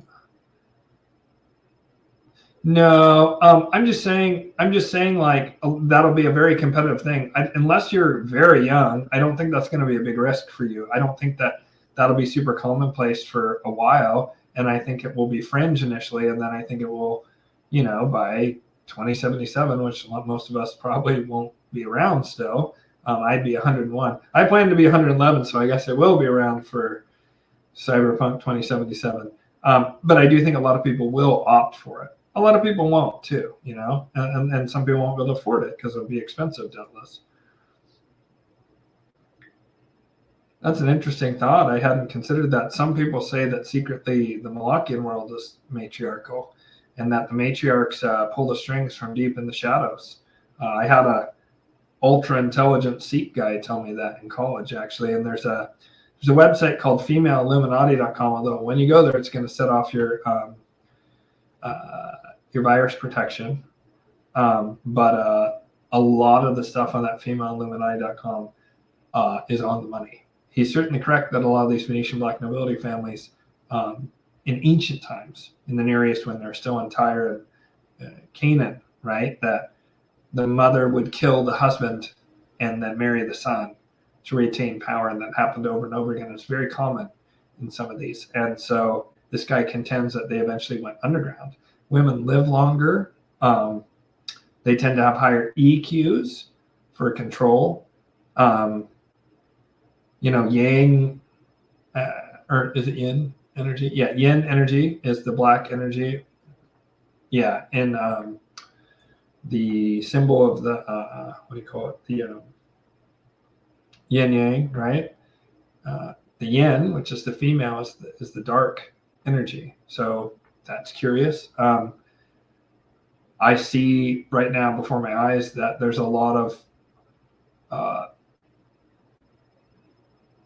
there's certain things that are showing the worst parts of feminine is rising to the top right now with this Luciferian impulse of narcissism. I mean, you could say the rise of e-girls, although they're about to be replaced by AI. But the e-girl phenomenon, like I was watching a thing about Belle Delphine earlier, who looks like she was manipulated by an older man to some degree in the early stages, but certainly her ego ran away with her. And this whole e-girl Instagram, I mean, that's the most Luciferian thing imaginable. And it does, women do really well in that milieu. If they're attractive, they can make incredible amounts of money, insanity amounts of money doing nothing. Or literally in Belle Delphine, she was selling her bath water, right, for like $300 a bottle or something insane. And so I see how the Luciferian narcissist model is very helpful to women, although again, the Giga Chad guys make out best of all in this Luciferian world, which is so shallow and awful. Gene technology, pretty over the top. Okay, I want to see if I can get to the end. Oh, I'm almost to the end. Sweet. That sounds better. Good. Let's see. So these beings like Lucifer and Moloch are individual personalities with their own thoughts and stuff. Yeah. They're both. They're both like sort of a frequency of consciousness, you could say, or a band of frequencies of consciousness with that radio analogy I used earlier.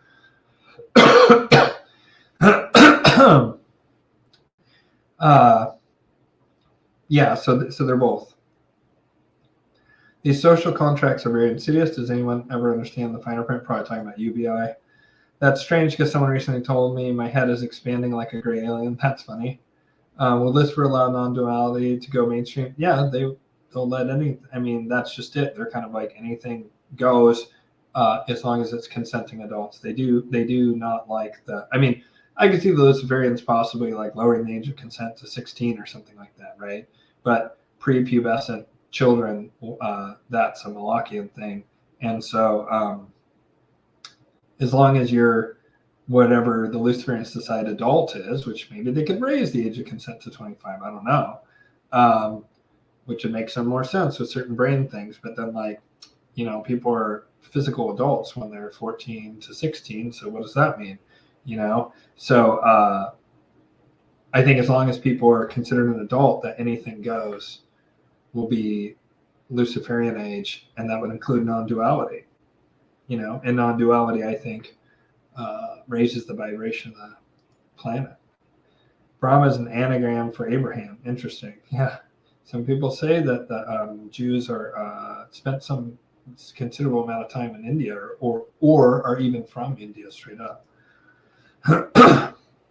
Sadhguru, yeah, don't like him.